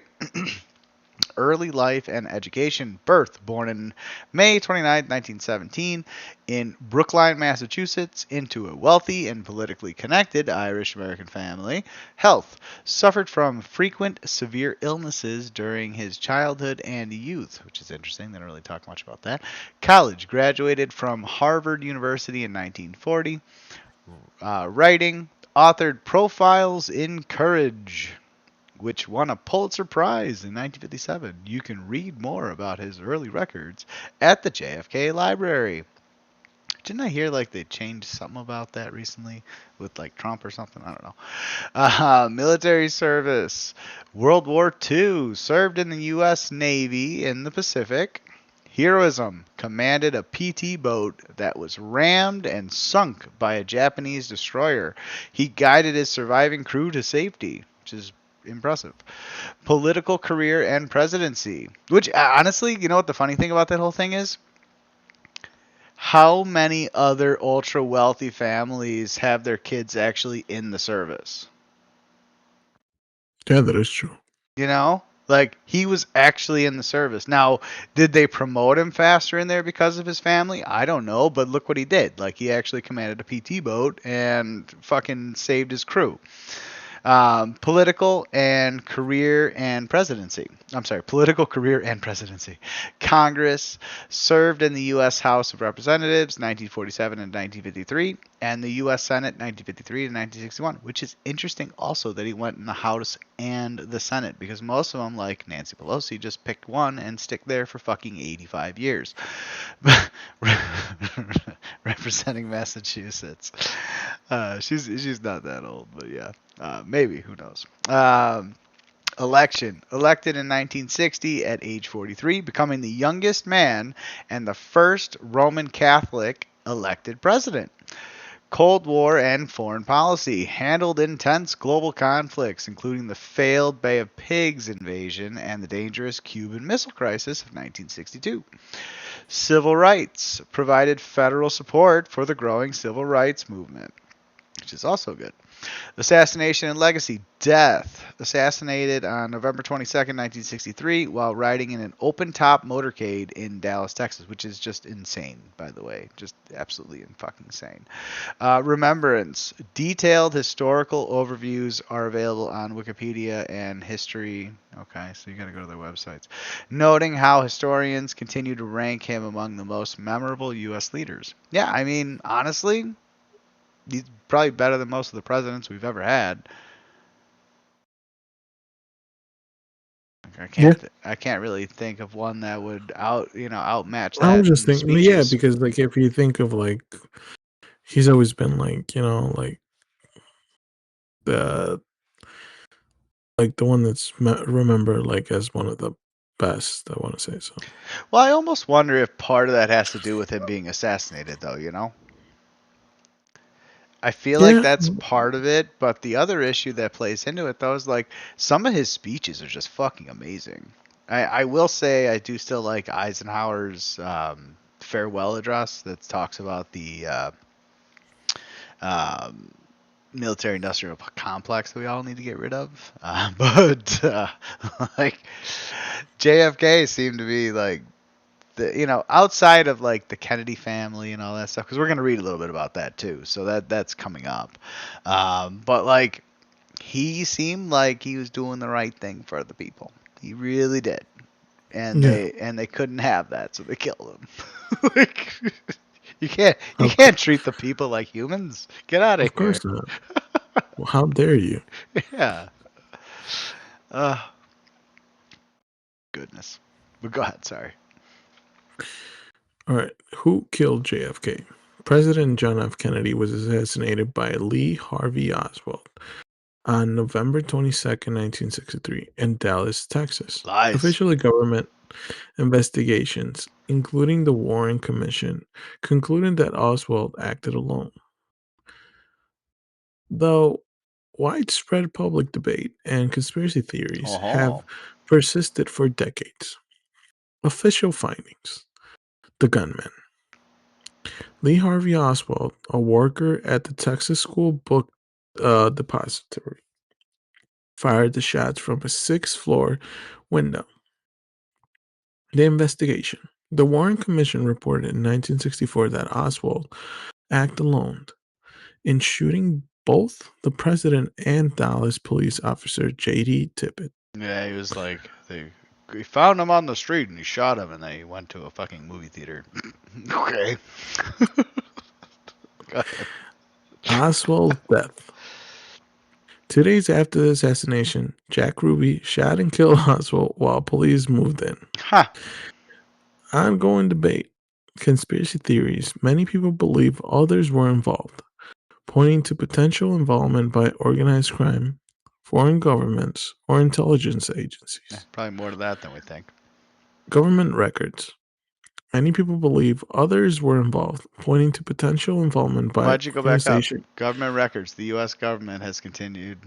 Oh, the U.S. government has continued to release historical files over the decades.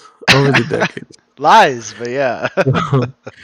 Researchers state the files do not alter the conclusion that Oswald was the lone shooter. True. Sorry. I don't know how you went backwards. I'm like, you want to read more? Okay, fine. I'll give you the left side, brother. Sorry, my eyes play tricks on me right now. That's it. Dyslexia is pulling in. But no, I honestly do not trust the official story that Lee Harvey Oswald acted alone, did all this shit by himself, killed them all from that far away. Like, it's if you actually look at the shots that were made, how fast they were made, all these different things, it's like it just doesn't really match up. It's not real. And especially with the gun that he had too, because that was another thing I was going to put in here, like the gun, how fast to shoot, da da da da da, and it's like, take a look. Just take a look. There's a lot more to it, guys. Like the story that these guys are telling, I didn't want to give too much credence to these guys saying like what they said, because it's all fucking bullshit. There's more connections to these other things we're going to talk about than sitting and looking at just what the official story says and how they said it. So that's what we're going to kind of look at. But yeah, what else you got before the next thing, brother? No. Okay. Oh, good. Yeah. So this is a good one. I actually kind of tossed up like 3 different videos. I was like, which one is going to be the best for like the info vid? But I think this one kind of nailed it. Strange things that never made sense about JFK assassination. So like this one is the best one from Grunge HQ on YouTube. You can see I liked it, so everybody knows I liked it and I followed them. So I give them another subscriber. And everybody, it will be in the description. And I would recommend taking a look at other stuff they got, because we've seen them before. I think we've had them up on here before. But no, totally worth it. Totally worth taking a look at their channel. Subscribe, please. You'll like what they got. They got some good stuff, and they're pretty good about kind of spelling out what's going on. So, but yeah, what do you got before we start, brother? No, let's get into it. Okay, you'll like this one. I want to say this is Mexico. Yes, sí, muy bien. So the longest of the 2 videos. This is the second longest, which is 16 minutes, and then the last one's gonna be like 20 minutes. So, but then that's it then for the long videos. All right, here we go. You ready? Yeah. Okay. 60 years later, we're still obsessed with John F. Kennedy's assassination, and with good reason. Here are just some of the bizarre facts that have us still wondering what really happened in Dallas that day. When historians call Lee Harvey Oswald enigmatic, they're severely underplaying just how mysterious he was. There's a lot we don't know about the 20th century's most infamous assassin. We don't know why he did it, and we don't know why he spent the weeks before the assassination hanging out in Mexico City. As Professor T. Jeremy Gunn put it to NPR, back then the city was, quote, the spy capital of the Western Hemisphere. Cuban agents, Soviet moles, and CIA operatives all rubbed shoulders there, and Oswald was among them, raises all sorts of questions. It's a mystery wrapped in a riddle inside an enigma! We do know Oswald used his time in Mexico to try and secure a Soviet visa. We don't know why the records of this are all screwed up. The day he visited the Soviet embassy just happens to be the day the CIA's camera wasn't working, so we have no pictures. We once had a recording of a tapped phone call from a guy claiming to be Oswald. A controversial former FBI director J. Edgar Hoover decided it wasn't Oswald's voice, so the tape vanished. That's before we get on to the random guys Oswald was with. According to Politico, CIA informers saw Oswald with 2 young Americans at a party in the city. We still haven't established their identities. All we know is that they spent a few days hanging out with a soon-to-be presidential assassin and then vanished forever. One of the spies in Mexico City at the time of Oswald's visit was June or Jerry Cobb, an Oklahoma girl who turned pro-Castro revolutionary before becoming disgusted with Cuba and turning CIA spy. Cobb was a valuable intelligence asset. Her claims were usually taken seriously, so when she followed up Kennedy's assassination by telling her CIA handlers Oswald had been seen at a Mexico City party where people joked about killing JFK, you better believe the feds listened. The story comes via Politico, and we should say here that its specifics remain shrouded in mystery. Cobb's file is still under lock and key for security reasons, so Politico's reporting comes only from related CIA and FBI files. Still, it's fascinating reading. Mexican playwright Elena Garro reported the party to Cobb, saying it was a meeting place for Cuban diplomats. Some were even joking about how useful it'd be if Kennedy was killed. Garro's information was so shocking that the FBI interviewed her in 1964. But Cobb's intel was disparaged by the CIA, and no follow-up action seems to have been taken. No evidence connecting the assassination to Cuba or the Soviets has ever surfaced, even after the opening of the KGB files. Still, it does make you wonder what exactly happened at that party and just what Oswald was doing there.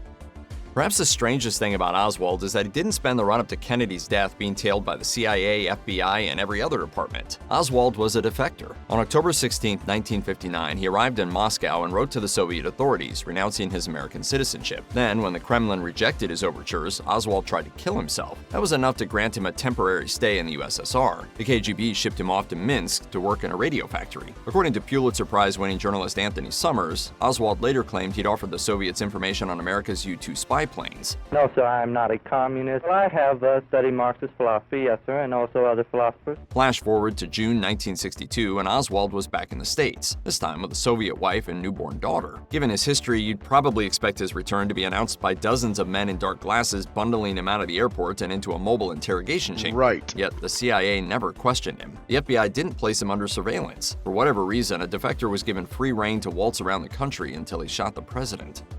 In the video of Ronald Reagan being shot, the first shot goes off, and within a split second, the president has been whisked away while John Hinckley Jr. vanishes beneath a sea of bodies. Now compare the Kennedy assassination. The first bullet hits JFK in the throat, and the Secret Service does nothing. The second bullet is the headshot that killed Kennedy. 5 seconds pass between the two shots. A high-speed Reagan-style response could have saved the president. Driver William Greer didn't take evasive action. Paul Landis, following the Kennedy car, didn't jump on board and shield the president with his body. The Secret Service guy you see jumping onto the car in the assassination footage, that's Clint Hill, part of the First Lady's detail, fulfilling his duty to protect Jackie. Interviews with Secret Service personnel by Vanity Fair talk about a macho culture where members would refuse food and sleep and spend every night getting crazy drunk. While a no-sleep hangover would explain their inaction, it doesn't explain other weird screw-ups, like why the running boards on JFK's car were retracted, meaning there was no one to protect the president if something happened. Then something happened.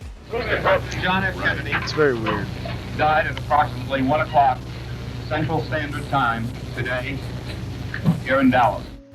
Following Kennedy's assassination, officials tried to trace all possible witnesses. It was just right by us when it all happened, just right in front of us. Many were known only by nicknames like Umbrella Man, the Three Tramps, or Badge Man. It took until the 1990s to track most down, or in the case of Badge Man, proof they probably didn't exist. And the hunt isn't over. We still have no idea who the Babushka Lady was. Known for her Russian-style headscarf, the Babushka Lady was on Dealey Plaza filming the assassination. A piece of film would be of unimaginable historical importance. People have been searching for her for decades. In 1970, a woman named Beverly Oliver surfaced, claiming to be the mystery woman. But she said she knew who really killed Martin Luther King Jr. and claimed she was recording JFK's death with a camera that hadn't been invented yet, so serious historians tend to dismiss her. That means there's someone out there with unseen footage of a major historical event who has never turned herself in. So if you're a headscarf-loving woman who was in Dealey Plaza on November 22, 1963, your local FBI office would love to hear from you. After JFK's death, things only got weirder. The body was taken to Dallas Parkland Memorial Hospital, but it barely got through the doors before a fight broke out over who got to perform the autopsy. The local coroner was Earl Rose. Since Kennedy was killed in Texas, he felt it was a state crime, that Texas law applied, and that he was responsible for the post-mortem. According to the LA Times, however, the Secret Service and Jackie Kennedy disagreed. Things quickly got ugly. I'm the medical examiner. This is a homicide case. The deceased can't leave until there's been an autopsy. When Rose tried to physically block the Secret Service from the body, a heated argument broke out. At some point, Kennedy's detail simply grabbed the body. According to some accounts, guns were drawn. Either way, the outcome was the same. Kennedy's remains were transported to Bethesda Naval Hospital in Maryland. Likely as a result of this dispute, there's no longer any ambiguity. A 1965 code makes it clear that attempting to assassinate the commander-in-chief is a federal crime. Given its importance, you might expect JFK's autopsy was done with the utmost diligence. But not only were parts of the autopsy done in a strange way, a whole lot of crazy issues surfaced later. When you're autopsying a body, there are specific procedures you should follow. Removing and weighing the organs is one, something autopsy Dr. James Joseph Humes admitted in 1996 hadn't been done. This pales in comparison to the other things Humes didn't do. He didn't preserve the original JFK autopsy report. He made a handwritten copy, then burned the original. Humes claimed he wanted to stop the blood-stained report from becoming a source source of morbid fascination. On the other hand, he failed to destroy at least one other bloodstained document. Certain people in our government tampered with critical evidence in order to make sure the American people would not know the truth about who murdered the president. Then there are the autopsy photos. The ones in the National Archive are low quality and don't show important details like the number of bullet wounds. When Professor Gunn showed them to the woman who developed them, Sandra Spencer, as part of his work on the 1992 Assassination Records Review Board, she said they didn't look like the images she remembered processing. She said that the photographs that she developed had a large massive exit wound in the back of the head. Next, Gunn tried to match them to photos printed by Spencer's lab shortly before the assassination. The photo paper was completely different, suggesting they came from a different printing session. It sometimes seems the only thing that could shed more light on what happened in Dealey Plaza that day is a deathbed confession from a professional assassin. Well, buckle up, because that deathbed confession exists. Many strange things were happening, and your Lee Harvey Oswald had nothing to do with them. In 1966, Herminio Diaz Garcia, a hitman for the Cuban Mafia, died during a raid on a prison. Before he expired, he told fellow mobster Tony Cuesta he'd been responsible for the death of the US president. That's the story investigative journalist Anthony Summers tells in his book on the assassination, Not in Your Lifetime. In 2007, Summers and Robert Blakey, a former chief counsel to the House Select Committee on Assassinations, interviewed Cuban exile Ronaldo Martinez Gomez, who also spoke with the Telegraph in 2013. Gomez said he'd shared a cell with Cuesta, who told him about Diaz's confession. In fact, Diaz was in the United States on November 23, 1963, and had previously carried out 20 political assassinations. Of course, this is just one man's word, and hitmen tend to lie, but there are other bizarre Cuban connections to JFK's murder. Also in 2007, former Kennedy detail Secret Serviceman Abraham Bolden told ABC about a tip-off the service received ahead of JFK's aborted trip to Chicago on November 2, 1963. Two Cuban men with rifles were spotted in a rented room along the motorcade route, but the surveillance operation against them was bungled and the potential assassins vanished. Kennedy was a beloved president, while Sam Giancana was a violent mobster who once worked for Al Capone. Declined to answer because I honestly believe my answer might tend to incriminate me. Yet if you were to read books on the lives of both Kennedy and Giancana, you'd find they keep cropping up in each other's stories. The coincidences add fuel to the rumors that the Mafia killed Kennedy for riding hard on them. Giancana had ties to JFK's dad, Joseph P. Kennedy, from Prohibition. The old man Kennedy was a very close friend of Giancana's. They were in business together in the old days in the bootlegging business. But the ties may have gone deeper. In 1997, reporter Seymour Hersh wrote in his book The Dark Side of Camelot that Joe Kennedy asked Giancana to help his son win the 1960 election. Then there's Frank Sinatra, who was friends with both JFK and Giancana. Frank's daughter Tina later claimed that her father asked Giancana to lean on the unions to help JFK win the Democratic primaries. JFK and Giancana also shared a mistress, Judith Campbell Exner, who said in 1988 that she arranged secret meetings between them. I can, at this time, emphatically state that my relationship with Jack Kennedy was of a close personal nature. The strangest part of all may concern not Kennedy's death, but Giancana's. The mob boss was used by the CIA to attempt a hit on Castro. Just before he could testify before the Senate's Church Committee about his work with the agency, Giancana himself was assassinated. There's almost no official record of Oswald's questioning by Dallas police or the FBI. The interrogators didn't use a tape recorder and had no stenographers present to take accurate notes. Records of the interrogation of the 20th century's most notorious assassin come solely in the form of handwritten notes made by the two interviewers. These notes are rough and incomplete, offering only the tiniest glimpse inside Oswald's psyche. And incredibly, we only have one set of these notes today, and that's because they were discovered among the personal belongings of former police captain J.W. Fritz in the 1990s and anonymously donated. Did you kill the president? No, I've not been charged with that. In fact, nobody has said that to me yet. Fritz's notes are very clear on one thing. Oswald repeatedly protested his innocence, claiming that the images of him posing with the rifle used to kill Kennedy were faked. Conspiracy implications aside, this at least suggests Oswald's motive wasn't fame or notoriety. In the decades since Kennedy's death, a whole bunch of records and important documents have vanished. The Mary Farrell Foundation maintains an online database regarding the missing records. While many of the foundation's conspiracy theory claims are unsupported, the missing records are well cataloged. Among those vanished documents are a note written by Oswald and sent to the FBI, an Army intelligence file on Oswald, and Secret Service records relating to a trip JFK nearly took to Chicago in November 1963. In addition, there's some evidence the Marine Corps, of which Oswald had been a member, launched its own investigation investigation after the assassination, but no documents from it have ever surfaced. Perhaps even weirder is the story of the missing page from Oswald's notebook, reported in the LA Times. Historian and journalist James Reston Jr. claims Secret Service agent Mike Howard checked Oswald's apartment after the assassination and found a notebook with a page headed, "I will kill." Underneath were the names of an FBI agent, a general, and Richard Nixon. Texas Governor John Connally was also listed with a dagger drawn through his name. Reston views this as more evidence that Oswald meant to kill Connally, who was riding in JFK's car and was badly injured in the assassination. Whether his interpretation is correct or not, it's a moot point. The page was torn out after Howard handed the book over and has been missing ever since. President Kennedy's brain is missing. In 1966, it was revealed to have vanished from a secure room at the National Archives. If you think that's weird, just wait. Historian James L. Swanson wrote in his book End of Days, The Assassination of John F. Kennedy, that he believed the thief was JFK's brother, Robert F. Kennedy. After Kennedy's autopsy, his brain was placed in a stainless steel container. It was kept along with several samples of brain tissue, first by the Secret Service, then at the National Archives. Being both important and utterly morbid, its time at the archives was spent under the watchful eye of JFK's former secretary. That makes its disappearance all the more mystifying. In October 1966, someone went looking for the brain and found it and all the tissue samples had vanished. The Attorney General immediately ordered an investigation. Half a century later, we're still waiting for it to turn up. So where does RFK fit in? Swanson's theory is that Kennedy's brother stole his brain to cover up the massive stew of drugs the president was taking. Had the American public known just how sick Jack Kennedy was, he probably could not have been a presidential candidate. According to the Telegraph, JFK was knocking back codeine, Demerol, and methadone for back pain, along with other pills for insomnia and anxiety. In July 2017, a handful of new files on JFK's death were released to the public. This was in accordance with a 1992 law that all records of the assassination had to be declassified by October 26, 2017. While most of the new files were little more than duplicates of already public material, they did contain one strange new nugget of information. From the Warren Commission onwards, the CIA publicly embraced the lone gunman theory that Oswald acted alone. But the new documents revealed that, by the mid-1970s, the CIA no longer believed this. Internally, the agency began to consider JFK's death part of a possible conspiracy, even as they continued to publicly support the theory that Oswald acted alone. I know what it is to kill someone. You don't bounce and come this way. When you bounce and come this way, you got hit in the front.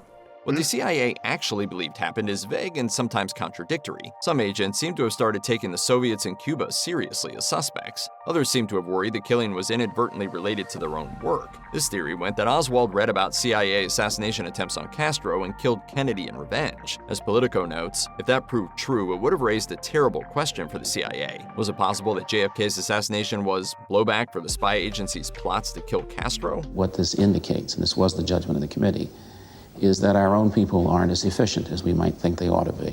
Whatever was really happening inside the agency, the CIA kept its concern private, even from other government agencies. Why they may have felt the need to do so is just one more oddity to add to the unexplained aspects of the JFK assassination. After the fall of the Soviet Union, the KGB files were briefly opened to researchers. Among them was file number 31451, detailing Lee Harvey Oswald's time in the USSR. Before the files were closed again, Russian paper Izvestia reported on some of its contents. But rather than add clarity, the reports only further muddied the conspiracy waters. So what really happened that day? Let's just for a moment speculate, shall we? As a defector, Oswald was of considerable interest to the KGB, yet the files reveal the Kremlin effectively thought he was useless. They're full of tales about how Oswald was a poor shot, ranking only fair in a competition held among workers at his factory. They also detail how the KGB believed Oswald incapable of pulling off Kennedy's assassination. I didn't believe he could have done it. It seemed to me that he was framed, using the whole situation with the Soviet Union. While this sounds mysterious, there may be a more mundane explanation. After failing to spot and recruit a man capable of gunning down the American president, the KGB could have been engaging in a serious cover-up. The bigger mystery is what's in the rest of Oswald's file. In 1992, the files were closed once more. According to a blog published by the National Security Archives, Oswald's file consisted of, quote, 5 thick volumes plus a folder tied with shoelaces, and most of it is still unpublished. The file now resides with Belarusian intelligence, where it seems unlikely to ever see the light of day. Could it contain the key to understanding JFK's murder? At this point, anything is possible. That's another thing to look at too, is things that just don't add up, make sense about the assassination on Trump. But yeah, the whole thing is fucking weird, isn't it? Of course it is. It's like it gets weirder as the deeper you look into it too. Like, why is his brain missing? What the fuck? No, it's just Eddie's at a loss for words because he's just as confused as I am on the whole thing. It like right, like the whole thing is like wait. Okay, I can see that all of these things are all fucked. It's probably all of these guys. It really is. And as we continue here, once we start like reading through these different things, you're gonna be like, it kind of makes more sense. Oh, so what do you want to add before we start reading a bit? I think we just go straight Let's into go reading. go for it, right? Let's fucking do it, man. Yeah, we ain't gonna get any answers. Okay. Excuse me. So this I wanted to add in here because this is our whole thing is conspiracies, right? So I wanted to ask, like, the term conspiracy theory, when was it like mainly used? Or when did they coin it? So the term conspiracy theory was not coined by a single individual. It naturally evolved in legal and political discourse during the 19th century. The earliest known recorded use in print dates back to January 1863 in the New York Times to describe political rumors long before any modern intelligence agency existed. Well, so what that they told you about. Early history and usage, 19th century. The phrase appeared in print as early as 1863 and was used again in newspapers during the 1881 investigation following the shooting of President James A. Garfield. Okay. Academic use. In the mid 20th century, late 1940s to 1950s, philosopher Karl Popper used the variation, the conspiracy theory of society, in his book, The Open Society and Its Enemies, to criticize flawed sociological perspectives. Addressing the CIA myth, the claim, a popular modern belief, claims the Central Intelligence Agency, CIA, coined or invented the term in 1967 to discredit critics of the Warren Commission regarding the assassination of John F. Kennedy. The fact.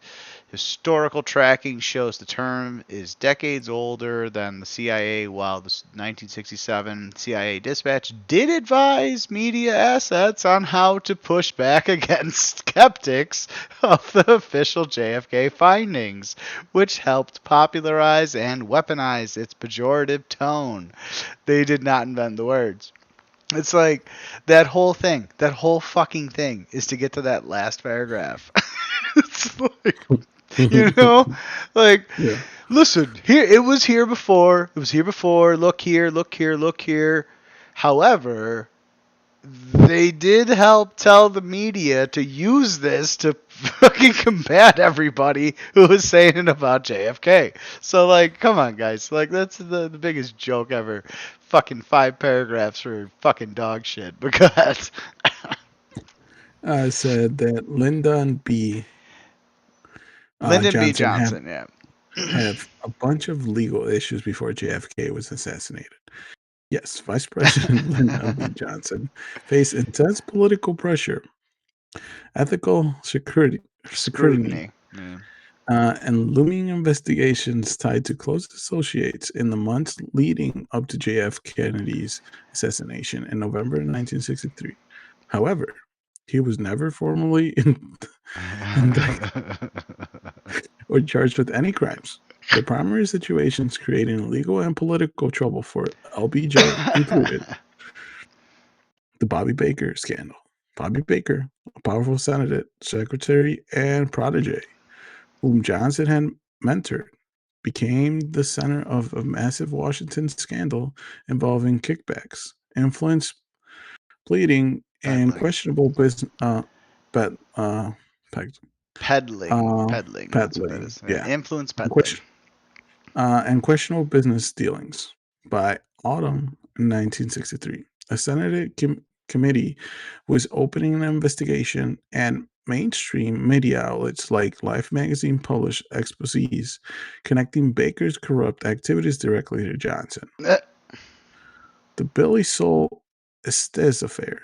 In 1962, a massive financial fraud scandal broke surrounding Billy Sol's estates, a Texas financier and political donor tied to LBJ, who had swindled the government and private banks through phantom agricultural mortgages.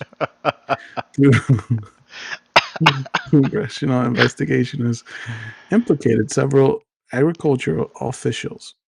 Inquiries failed to directly tie legal wrongdoing to Johnson himself. Sure.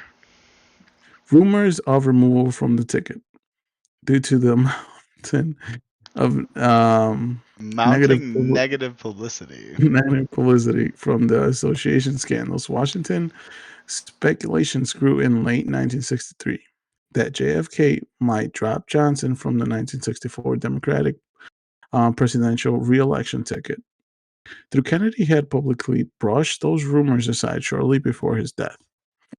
When JFK was assassinated on November 22nd, 1963, and Johnson assumed the presidency, the intense momentum behind the congressional and media probes targeting his past financial associations rapidly dissipated. So as soon as he became president, because JFK died, everything went away. Of course, everything got washed off. Right. Everything just got swept under the rug. Listen, we as a country have to stick together. They just assassinated our president. I won't stand by and let this happen. We need to forget our past and move forward. Nothing happened. Don't look over here, man. Don't fucking look over here. So yeah, so LBJ is one of the guys that we think is possibly part of it. So you ready for the next? Possibly, yeah, allegedly. Are you ready for the next thing? Yeah. Okay. So this here is the CIA version here. So the Bay of Pigs invasion, which is one of the big cock-ups, I'll say, of the whole thing, and part of the reason why JFK didn't like the CIA. So the Bay of Pigs invasion was a failed CIA-backed military raid on April 17, 1961 by 1,400 Cuban exiles aiming to overthrow Fidel Castro's communist government. The operation collapsed in less than 24 hours, facing fierce counterattacks from Castro's military, marking a major embarrassment for the U.S. President John F. Kennedy, which makes sense why he doesn't like them. Background and goals. Fidel Castro's rise. Castro took power in 1959 and formed close ties with the Soviet Union, alarming the United States.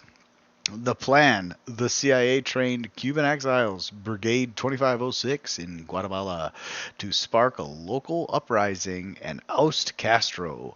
Secrecy issues: President Kennedy tried to hide U.S. involvement, limiting American air and naval support.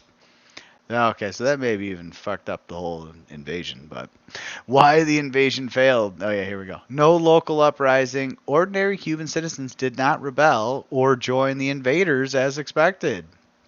Yeah, come on, guys. Like, they were probably being treated better. Air superiority lost. Well, I've heard different, but you know. Air superiority lost. Castro's air force remained mostly intact, destroying supply ships and air cover. Poor locations. The swampy Bay of Pigs site offered no easy escape routes into the mountains. Historical impact. Global tensions. The failure damaged U.S. credibility and encouraged the Soviet Union. Cuban Missile Crisis. Soviet leader Nikita Khrushchev misjudged Kennedy as weak, leading directly to the placement of Soviet nuclear missiles in Cuba a year later. Okay. Just more info on the Bay of Pigs. JFK stands on CIA. President John F. Kennedy held a deeply strained and adversarial relationship with the CIA, especially after the disastrous Bay of Pigs invasion in 1961. The Bay of Pigs turning point, deception. JFK felt personally misled by CIA leadership regarding the the chances of success for the 1961 exile invasion of Cuba. The famous threat Angered by the failure, Kennedy reportedly told an aide he wanted to splinter the CIA into 1,000 pieces and scattered it to the winds. You should have. Attempts at But they reform. killed him. Of course. Leadership purge. In late 1961, JFK forced out CIA Director Alan Dulles Alan Dulles, yeah. And Deputy Director Richard Beisel. Yeah, I think so. Bissell. There's a fucking, you can buy a vacuum that's that name, but yeah. Control shift. His administration debated moving covert operations away from the CIA and giving more control to the State's Department. To this major reconstruction, so, though this major reconstruction was never fully carried out. Never carried out. Sorry, my eyes are just like I don't. Yeah, you're fine. It's been a long day. We both worked all day, so yeah, absolutely. Yeah. Ongoing tension. Continued operations. Despite the frustrations, Kennedy continued to authorize covert actions and secret operations against Fidel Castro's regiment through the rest of his presidency. Power struggle. Historians note that while JFK and his brother, Attorney General Robert Kennedy, tried hard to rein in the agency, the CIA largely maintained its independent power during their time in office. Yeah, they really did. They went after him. We're going to see the, I think next is going to be talking about the mob connections. But, like, he did not like the CIA at all. He wanted to destroy the CIA. And if he got reelected, he might have had more power. Because that's kind of how it works. So, like, your first 4 years as president, you don't really, like, muddy the waters too much. But your next year as president, you can kind of fuck shit up because you're leaving anyway. You know, you know what I mean? Yeah. Like, you only get the 2 terms. So I feel like he probably would have done a lot of shit in his next term. But he didn't make it because they fucking killed him. Like, that's what happened. Like, they figured out a way to kill him. And the CIA doesn't have secrets and know who's trying to plot to kill who, right? Like, that's their job.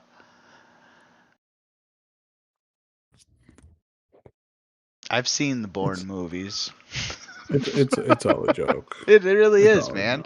It is. It's all fucked. It's all super fucked. All right, you ready? Yeah, anything you want to add then? No. Okay. Let's go on to the next thing, which, yes, is the mob. Hey, look, we're both reading about the same. So, JFK's affiliation to the mob. This here's interesting, and a lot of people don't really know too much about this. But President John F. Kennedy had no proven personal ties to the mafia, but his family, his 1960 election campaign, and his administration's policies intersected heavily with the organized crime. You know, it's actually funny that they say he didn't have personal ties, but his family, his fucking election, and his administration did. It's like, I'm pretty sure that means he had somewhat personal ties then, but okay, whatever you want to say. The father's underworld roots. Bootlegging rumors. I should put quotes there. JFK's father, Joseph P. Kennedy Sr., built early family wealth during the 1920s Prohibition era when alcohol was illegal, with long-standing allegations that he worked with bootleggers. Probably did. Right? Like, come on. Dude, if I was in the fucking 20s, I probably would have too. Mob cooperation. Historical accounts suggest Joseph Kennedy used these older underworld connections to ask for political and union help. Probably did. The 1960 election and the Chicago outfit. Oh, Chicago. Vote rigging claims, as detailed by the Mob Museum. Of course, multiple authors and mob figures claim that Chicago mob boss Sam Giancana, that's who we just watched a little bit about, helped swing crucial votes in Illinois for JFK in 1960. Like they need to. It's fucking Democratic, even though it's just Chicago.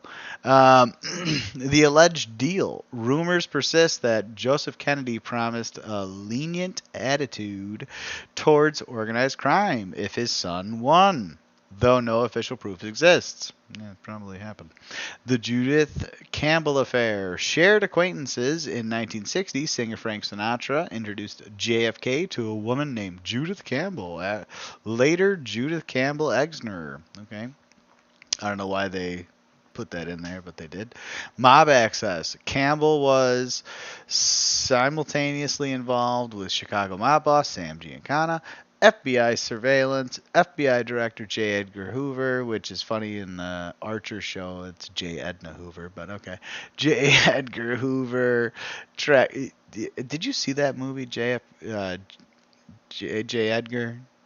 I think that's what it was. No. No, I didn't see that. It actually shares that he was a cross-dresser in that, so just as an FYI. That's why they call him J. Edna Hoover. So J. Edgar Hoover tracked the affair closely, worrying that the mob could use Campbell to blackmail or compromise the president. I feel like they probably had more info on the FBI, too. That might have been a fucking disaster, but okay.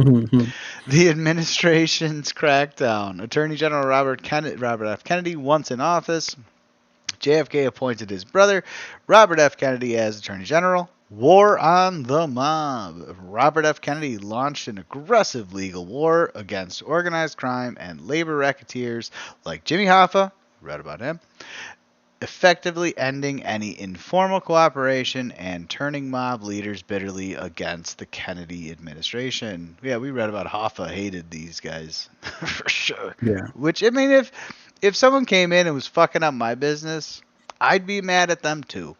Not gonna lie. So go ahead. Sorry. Okay. JFK stance on mob. President John F. Kennedy administration led an aggressive, unprecedented federal crackdown on organized crime, spearheaded primarily by his brother and Attorney General Robert F. Kennedy. The federal crackdown surged in convictions. The administration dramatically escalated legal pressure against the mafia, raising federal mob convictions from just 35 in 1962 to 288 by 1963. Fucking A, dude. They're doing work. They got this. They got fucking work. Yeah. The numbers don't lie. That's it. Unified agencies, federal operations highlighted by the mob museum. Mob museum again. Yeah. Show that Robert F. Kennedy forced 26 different federal agencies, including the FBI, IRS, and Secret Service, to cooperate and share intelligence on the National Crime Syndicate for the first time. Bam, in your face. Yeah. Like, these guys were a fucking thorn in their side. That is for sure. So they were doing a lot of stuff towards them. Dude, for fucking 35, 3 years later to fucking, what is that? Almost 10 times it? Like, oh my God. Yeah. That's some crazy numbers right there. Good for them. That's fantastic. Targeting labor racketeering. The Justice Department heavily pressured corrupt labor unions and high-profile figures like Teamsters President Jimmy Hoffa. That's our guy. Campaign and family complexities.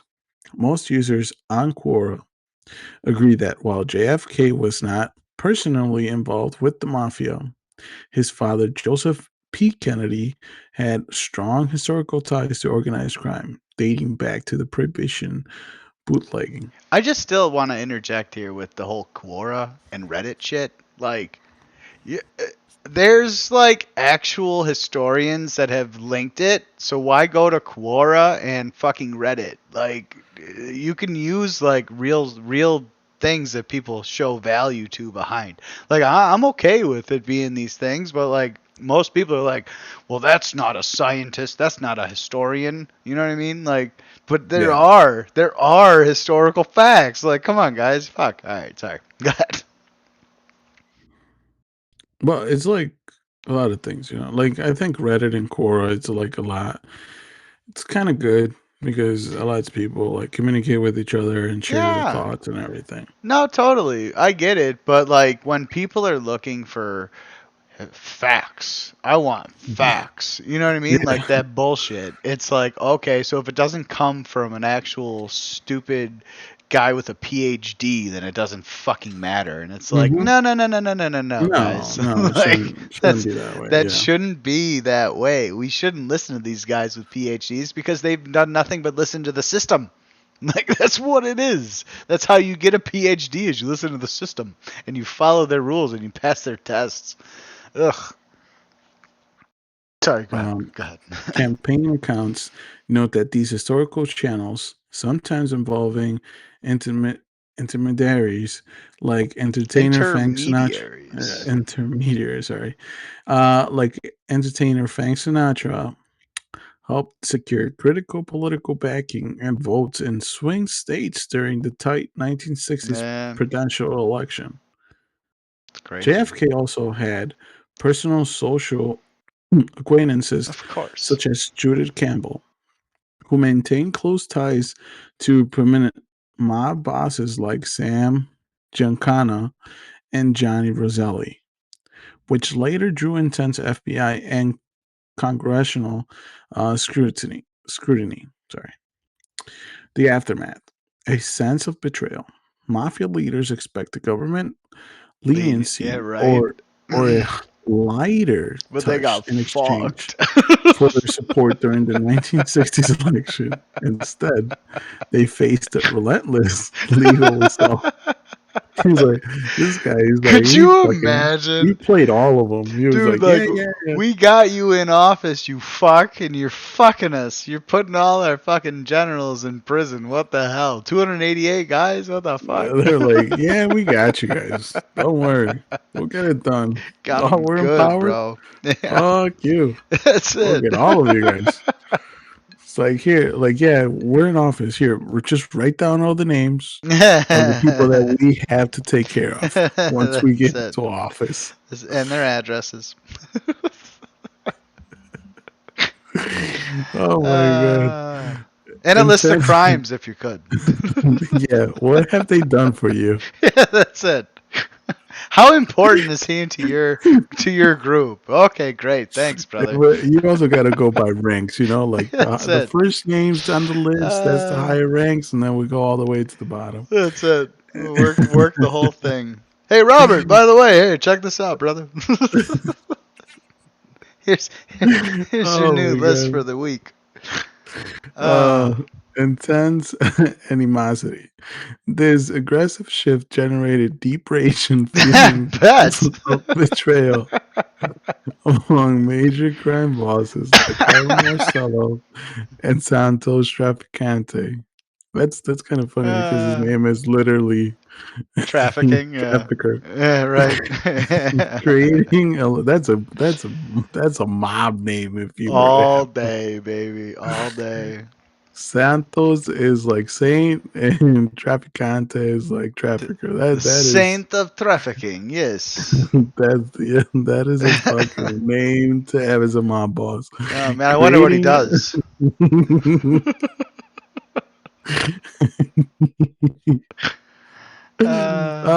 Creating a legacy of hostility that later became a central focus in various 1963 assassination. Yeah, no shit. Yeah. I wonder why. Right, like come on. Like let's be serious for a second here. Oh my God. So what do you think? You think the mob might have wanted him dead? Somewhat.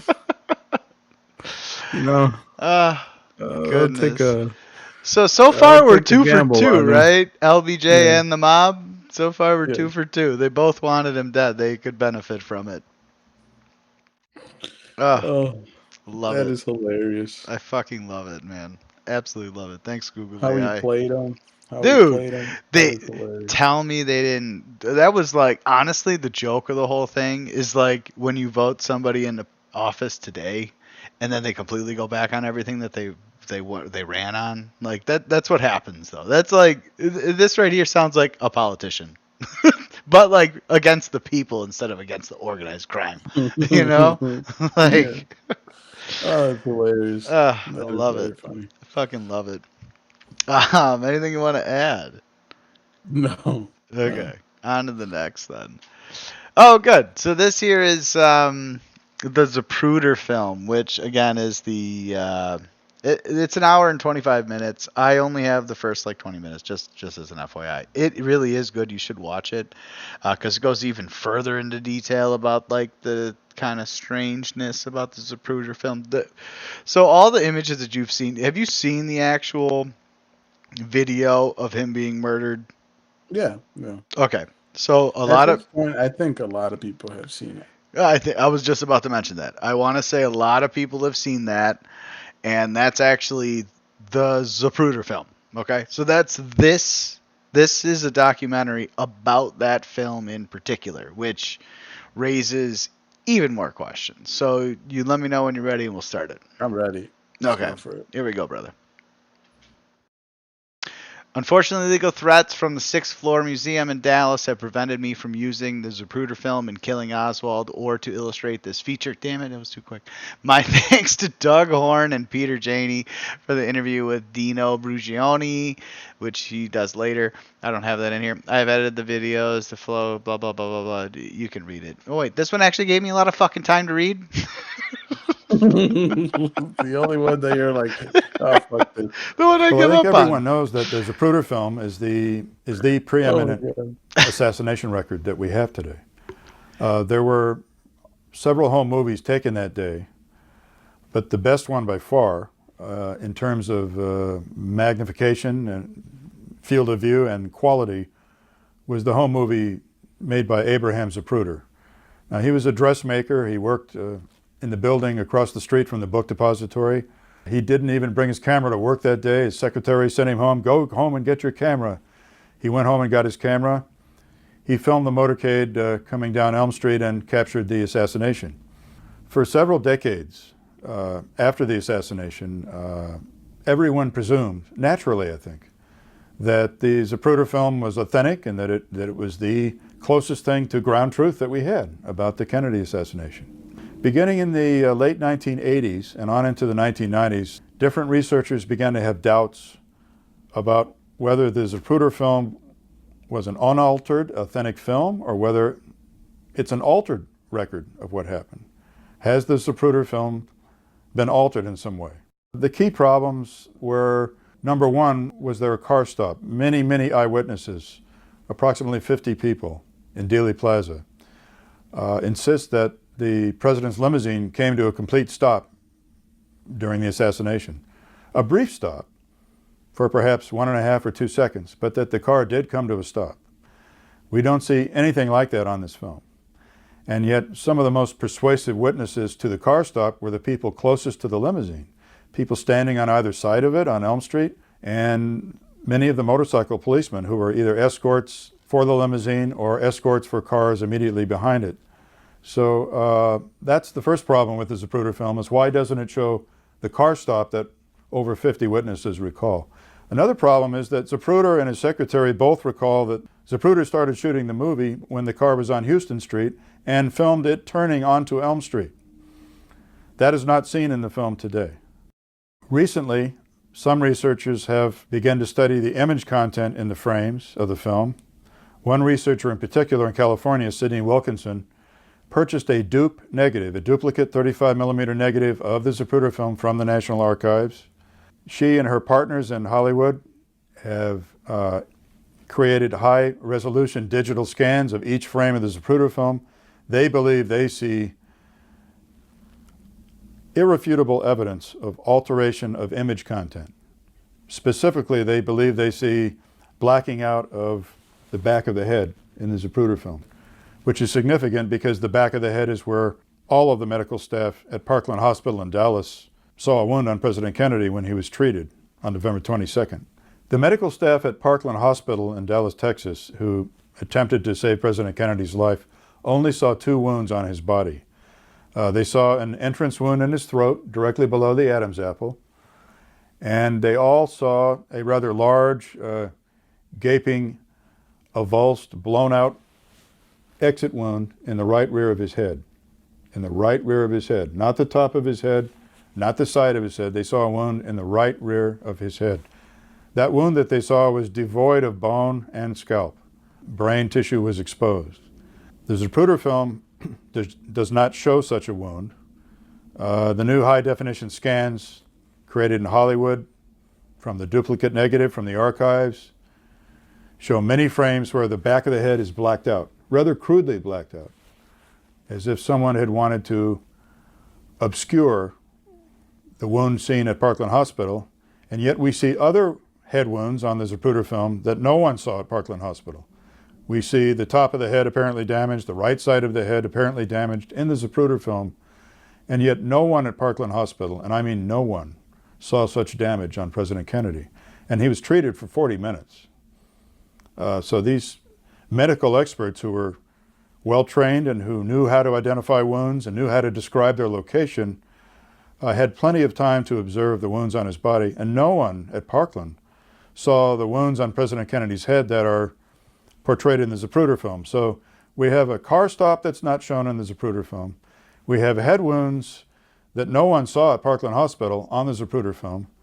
And we do not have on the Zapruder film, we do not see the wound that they did see at Parkland Hospital. Instead, we see a blacked out portion back here. So there are many reasons today to focus on the Z film.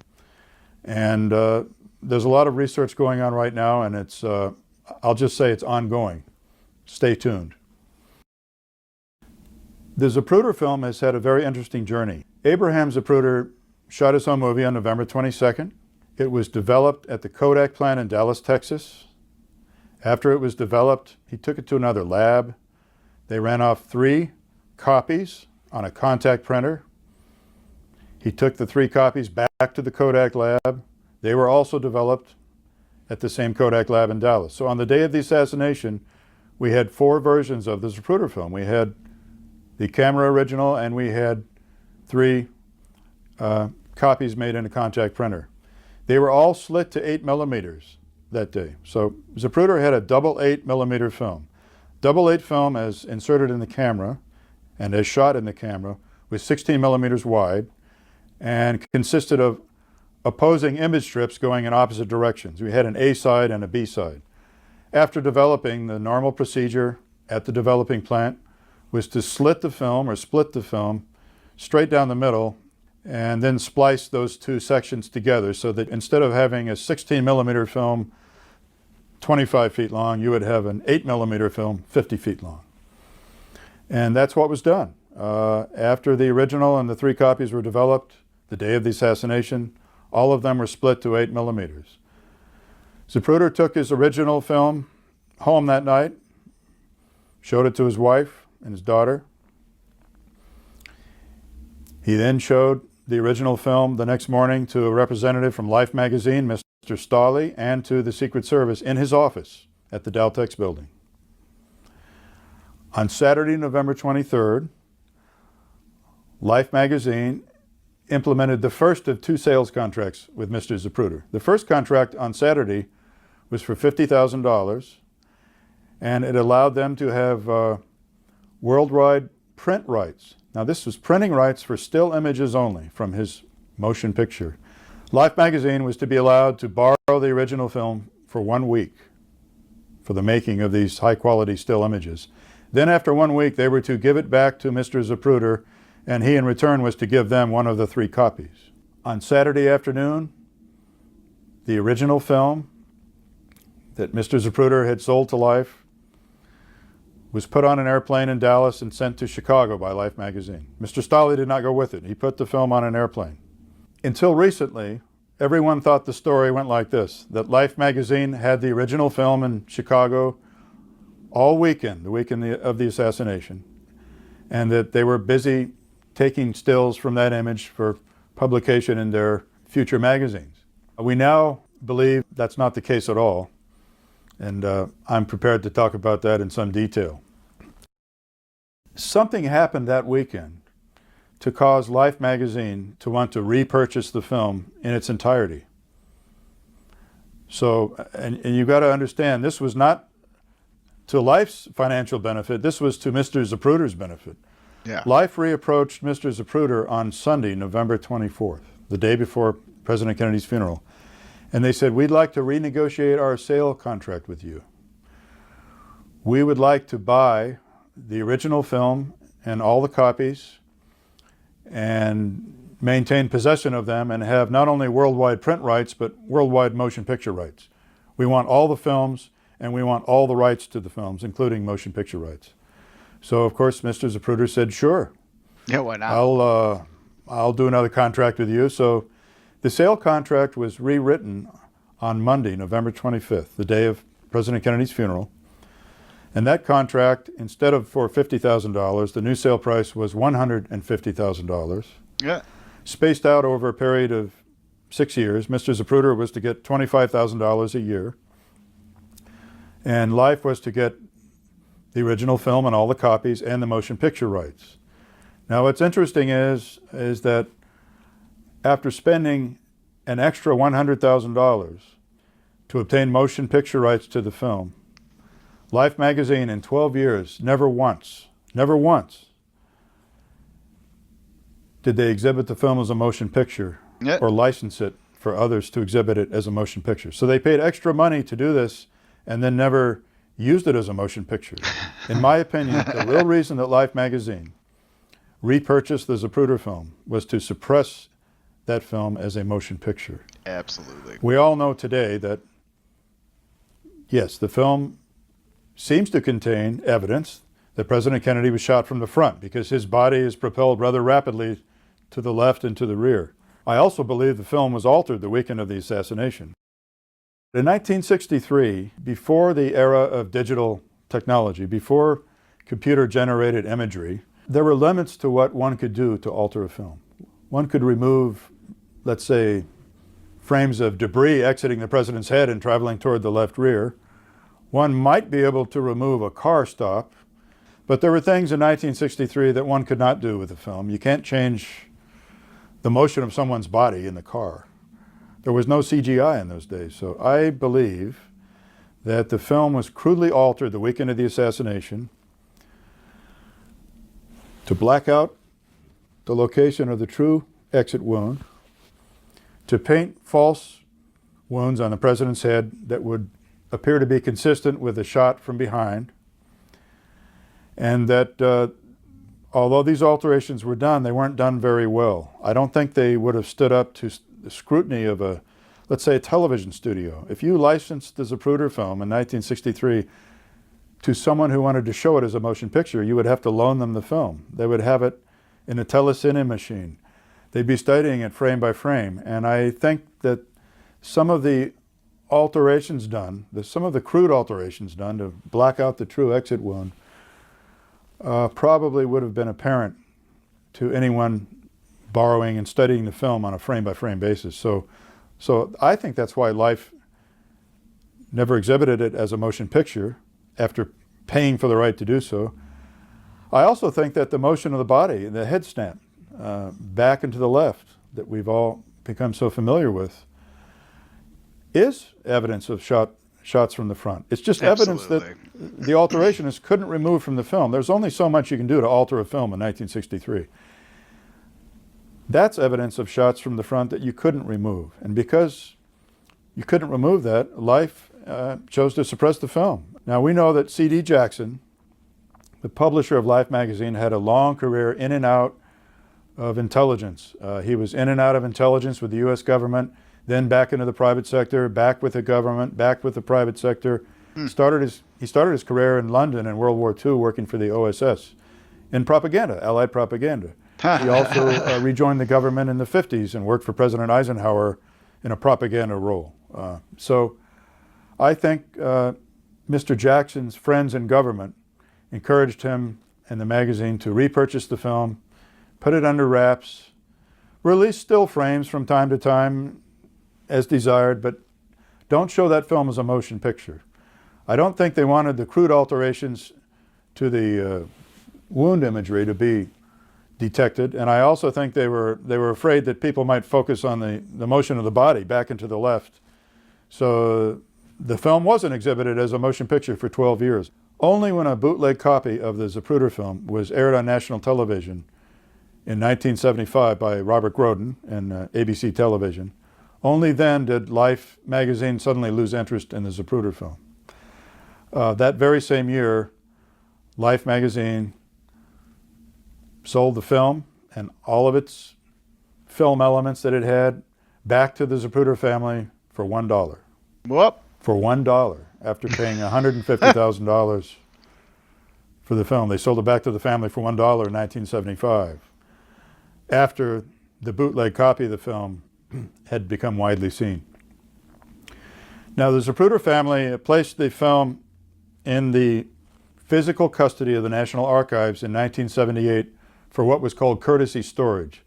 They knew that the archives could store the film at a low temperature, 25 degrees Fahrenheit, and under good security conditions, and that was in their best interest, so they placed it in the archives for courtesy storage. In 1992, the U.S. Congress passed the JFK Records Act. That's the act which also created the Review Board. The Zapruder family was aware that the JFK Records Act was going to allow the government to declare certain items to be assassination records, and that the government might then take these records, assume ownership and control of them, permanent control. So the Zapruder family, in approximately 1993, attempted to remove their film from courtesy storage in the archives. The archives said, "We're sorry, not so fast. The status of your film is uncertain. It may be declared an assassination record by the Review Board, and so we are not going to give it to you." So the negotiations proceeded from there. As it turns out, the ARRB did hold hearings on the Zapruder film, recognizing the seminal importance of the film. It was declared an assassination record. And effective in August of 1998, the U.S. government became the owner of the Zapruder film. In exchange for that, the Zapruder family was very fairly compensated, more than fairly compensated. The Congress voted to give them $16 million as just compensation for the taking of their film. So they made a windfall profit. Take my film. And the what I call the extant film, the existing film, I don't call it the original because I don't think it's the original film. The extant film resides in the archives today under controlled conditions, 25 degrees Fahrenheit storage. And the archives has made a forensic copy, a 35 millimeter copy on an optical printer that researchers may access. And in fact, it's this forensic copy that Sidney Wilkinson in California has purchased.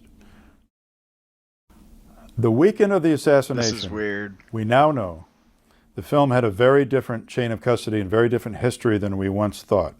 I was the point man for the Zapruder film on the Assassination Records Review Board staff. I worked with film issues for 3 years straight, and I became aware in 1997 that the Zapruder film had actually been in the custody of the CIA over the weekend following the assassination, and not necessarily in the hands of Life magazine in Chicago, as we had been led to believe. In 1997, I conducted interviews of two gentlemen who worked at the CIA's NPIC. The NPIC was the National Photographic Interpretation Center in Washington, D.C. It was the CIA's #1 film lab. Most of what the lab did in those days was aerial photography from the U-2 spy plane or satellite photography, but they also did other types of photography, anything related to intelligence. The review board staff located in 1997 two persons who worked with the Zapruder film at NPIC the weekend of President Kennedy's assassination.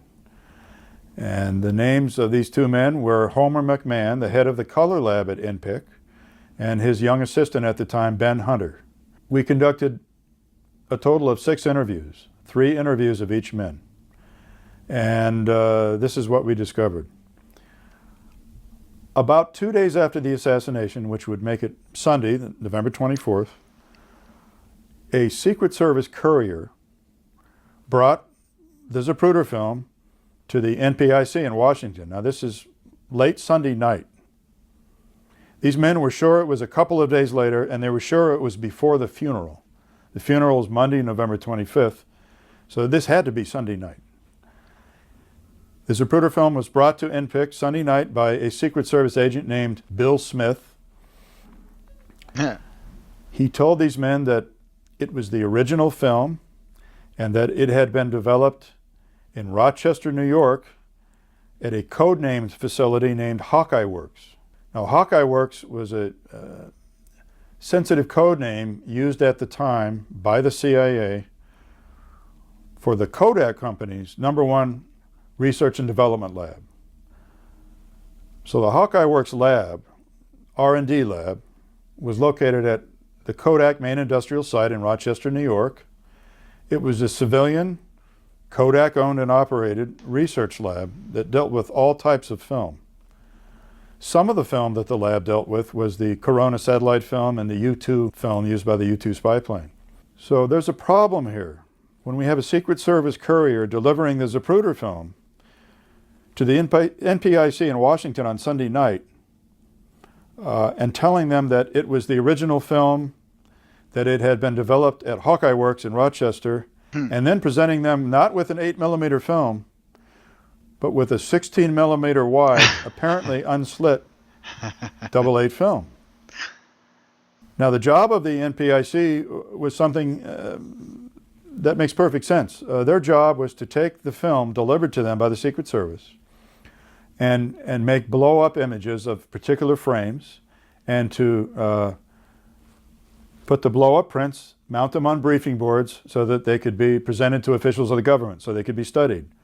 It was a way to study the evidence in a motion picture film in more detail, to blow up many times the original size. Remember, the original frames are only 8mm wide, so to blow these up to 4x5-inch prints, mount the prints on briefing boards with some accompanying information, and then deliver your briefing boards to the customer. So Homer McMahon and his assistant, Ben Hunter, were working that night with an unslit 16mm wide 8.8 Zapruder film, which still had opposing images, opposing image strips, images going in opposite directions. It had an A side and a B side. The A side was a family movies taken by the Zapruder family. The B side is the Assassination on Elm Street in Dallas. These images were going in opposite directions on the film. The film was 16mm wide, as if it were a brand new unslit film. Homer McMahon remembers putting this film in his enlarger, his 10x20x40 enlarger, the world's best enlarger in existence, state-of-the-art equipment, and making internegatives of individual frames that were 40 times the original size, 40 times bigger than the 8mm film frame. And then from those internegatives, he made color prints. He and his assistant made 3 sets of prints. They made 28 internegatives. From those 28 internegatives from the Zapruder film, they made 3 prints each. Missing. So the implication is that they were probably going to have 3 briefing boards made. They went home after they made the 3 sets of 28 prints. And they know that other people at NPIC actually pasted the prints onto the briefing boards and made the briefing boards. Did you see, though, at the end there, where it showed 11 frames missing, these frames missing on the briefing board? Like, the whole thing, honestly, they fucked with the original, obviously, to show what the Warren Commission wanted to come out with their report. That's what happened. Literally what happened. This documentary, watch it. It's great. It's an hour and a half. It does go, because after this, like, probably about a couple minutes after this, he actually interviews that one guy that he mentioned in the beginning, and he really starts like grilling the guy, and I was like, oh Jesus. But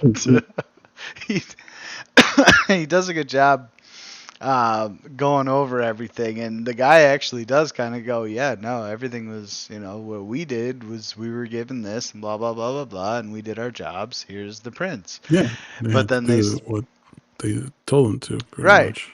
But like the whole thing that's weird too is about, he said Kodak company, right? The Kodak company had what was it, Kodak, right? Yeah. Okay, so they had the film for fucking 12 years, paid for it, but didn't fucking put a movie out? Are you kidding me? Do you know how much money they would have made putting a movie out? Especially like that one. Oh my god! Yeah, dude! um, sorry. Like if it was anything else, it's like yeah, okay, but Sure, right. Some random guy's family footage, whatever. Who gives a shit? But like, oh my god, president assassination.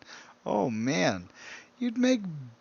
Honestly, even back in the '60s, they'd probably make billions of dollars off of that. Oh my goodness. most likely. Yeah. Like but because they're probably somewhat owned by the government or were told by the government they cannot do this, the whole thing got all fucked. It all got fucked and all got scrubbed so that way it just fits their narrative and that's what they want. And that's where I honestly would recommend people watch this documentary. It's great, and it's on YouTube too, so you can watch it for free. If you don't pay YouTube, you're gonna have to watch some ads, but whatever. But like you can watch it for free. Very interesting. Very interesting. Yeah, the only reason I kept that as long as I did because it had the actual stills up there and it showed how many frames were missing from the actual stills. And it's like, that amazed me too. It's like, okay, so 11 frames are missing. 11 frames is a big gap of that movie. Like, like I get it if it was like 1 or 2, but not a fucking 11? Like, what happened in that 11 frames? That's insane. And also, what did those frames contain? That's what I mean. Like, what happened in those 11 frames that you had to cut it from your board? That's silly. Oh, wild, fucking wild. So the video that like everyone's mainly seen generally shows no movement back and to the left. It just shows like a brain exploding from the front. Like that's what I've seen a lot, and it's like that's what made me think. Like, wait a minute. What the fuck? I'm not even seeing anything real when I see these things. This is all doctored. I still think that they had better technology back in the 60s than we are led on to believe. You know what I mean? As far as with what they could do with video. You would think so, yeah. Like, well, that's the thing. That's the joke. Like everybody thinks, like, oh, these cell phones are amazing today. It's like, no, motherfucker. Like they have technology that's like 40 years plus. It's like they're well advanced in what technology they have versus what we pay for, even though we already paid for it through our tax dollars in the black budget. But no, interesting stuff. What do you want to add before the next bit? No, nothing. like it fucking blows like your mind a little bit, right? And also too, like the he explained everything pretty well, so he did a good job because he was in charge of like keeping track of the video.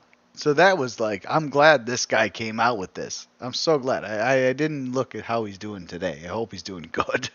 Like, as we saw from the first bit with Dr. David Kelly, whistleblowers don't normally last long. So, like, and they make you believe you do.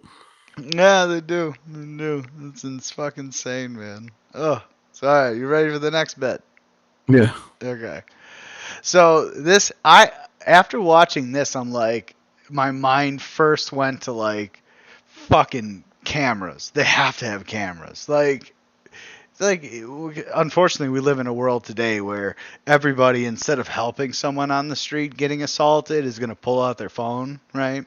Like, that's what happens. Like which should be against the Good Samaritan laws, but I guess it doesn't matter anymore because now I'm Facebook famous or YouTube famous or whatever the case.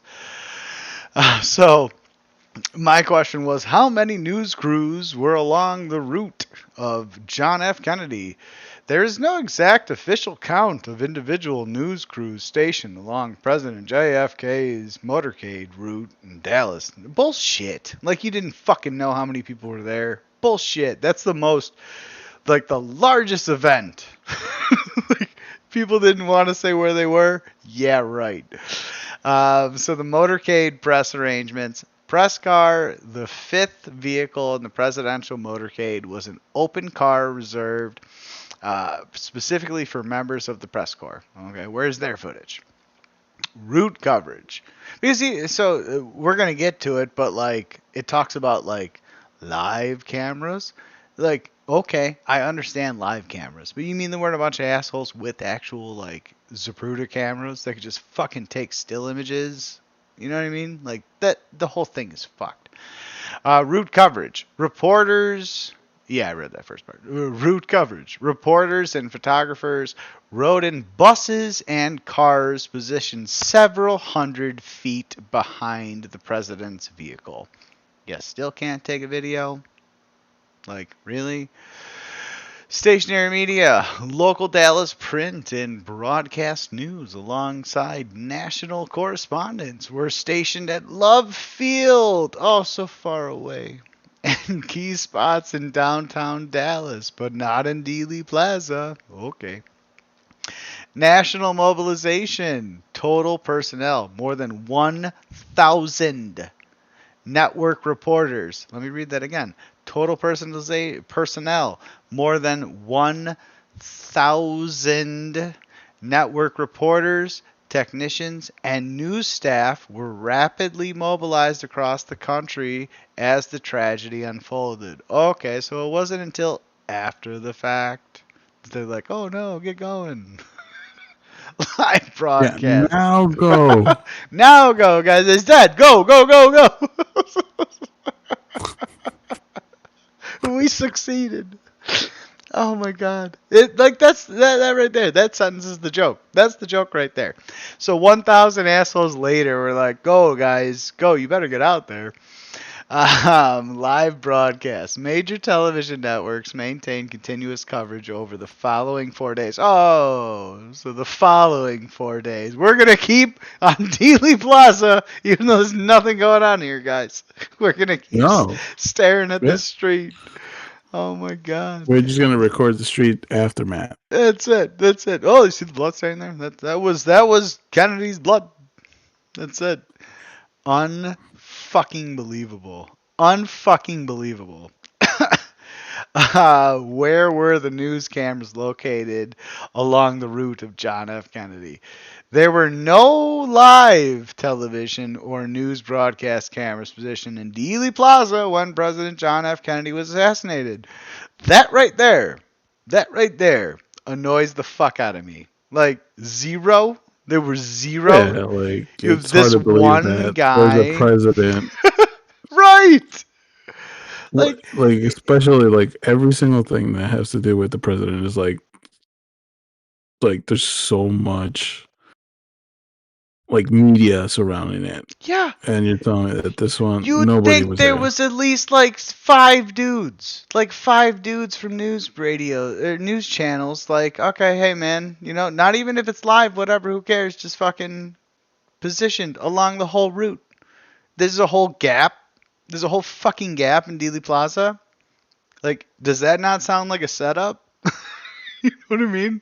Like, why was there no one there? What the fuck happened? So where the media was located. You ready, Eddie? In your face, okay? This is why. So the Dallas Trade Mart, okay? The majority of television and news crews were stationed ahead at the Trade Mart, waiting to broadcast his arrival and speech. Oh my god. Oh my god. The rear of the motorcade. Oh my god. We were behind the whole thing. We couldn't see anything from back here. We had tall guys ahead of us. We couldn't see, like in a movie theater. The few print and news photographers traveling with the motorcade were placed in the press vehicle, you fucks, far back in the procession, rather than near the front, where they could film the president limousine directly. That was my big break. Oh no, they put me in the rear. Amateur filming.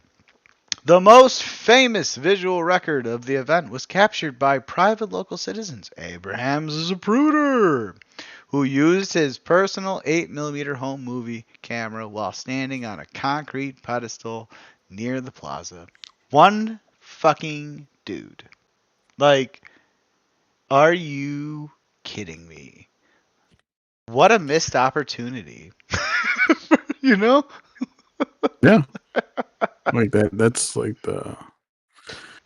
I don't know. Like it's just too much to believe, you know. That's the biggest joke fucking ever. That not there. Like there wasn't one other guy. There was one dude. There's literally one dude that was told by his assistant, right? Isn't that what he said? Told by his assistant to go home and grab his fucking camera, and then still had time to make it back and still film film this shit. I swear, it's like the biggest fucking thing ever, dude. It's like you couldn't even write this in fiction because people wouldn't believe it. Oh my god! Like a president is having the president is having an event and there's no coverage at all. None. Like nothing. None down this whole street. None. No Only one an even amateur. from across the street. They fucking turned to go down Dealey Plaza. No asshole from the other side kept their camera on. Like, No, nobody. There was no like. You know what? It was like a concert. You know, like That's nowadays, like some of those concerts that take away your cell phone. Oh, that's what happened. You're right. Yeah, yeah. Some fucking Secret Service guy came and give me this. No, give me your camera. You can't film this. Yeah, you cannot film in this. Only that guy. Only that guy only can this go. one person that has like a weird angle to it. And then we're gonna steal it afterwards. But don't worry, we'll pay him. We'll pay him later. Yeah, eventually. Oh my god. Oh man. Comical. Was there a gap in video cameras along the route of John There you F. go. Kennedy? There you go. There was no plan or unusual gap in video coverage along the John F. Kennedy's motorcade route because live portable video cameras did not exist in 1963. in your face. In your face. Yep. Nope. Camera availability. Because there's no such thing as live footage, they just didn't take the videos. Stationary broadcast. Professional television equipment was extremely heavy and stationary, used primarily at Love Field Airport and the scheduled destination at the Dallas Trade Mart. I can't carry rather this, than along sir. Moving Street. Sir, this camera's so heavy. You want me to bring this with me down the road? Come on, it's gonna hurt my back. I'll have a lawsuit. Oh, you better put it down then. Footage of the motorcade in Haley Plaza was captured entirely by private citizens using handheld 8mm and 16mm home movie film cameras, not professional video recorders. It literally just said like the last paragraph that it was not. They couldn't. No video cameras. Yeah. What the fuck? How does that make sense? Well, it's because they forgot to mention to you that in this amateur footage, like they mentioned before, that it was one dude. I know, but I mean, one it says guy. it was not a thing, but the one that was captured was by somebody that had access to it. Okay, that makes sense. Yeah, no. Available recordings. Multiple independent. Oh my god! Multiple independent civilian film sequences captured parts of the motorcade and the assassination, most notably the Zapruder Film, alongside recordings by Orville, Nix, and Mary. Much more. Oh, so where the fuck are their videos, right? Yeah, they tell you that it is a thing, but you cannot see it. Nope, not allowed. It's because those two guys got paid off in secret, whereas Zapruder got paid off in public. Well, if they got paid off. Well, the Zapruder one, yeah, right. Actually, they probably just killed Orville, Nix, and Mary. They didn't make it. No. They the weekend. Hold on. Let's connect all of this. They both went to the forest. Oh shit! You're not They wrong. And they cut their wrist. And they cut their left wrist. Yeah. And it didn't even bleed that much. Got their but nerve. They died because of that. Yeah. Yeah, they died because of the cut in the wrist. Dude, you're totally right. That's exactly what happened. And the other one had a heart attack. Of course. Yeah, why not?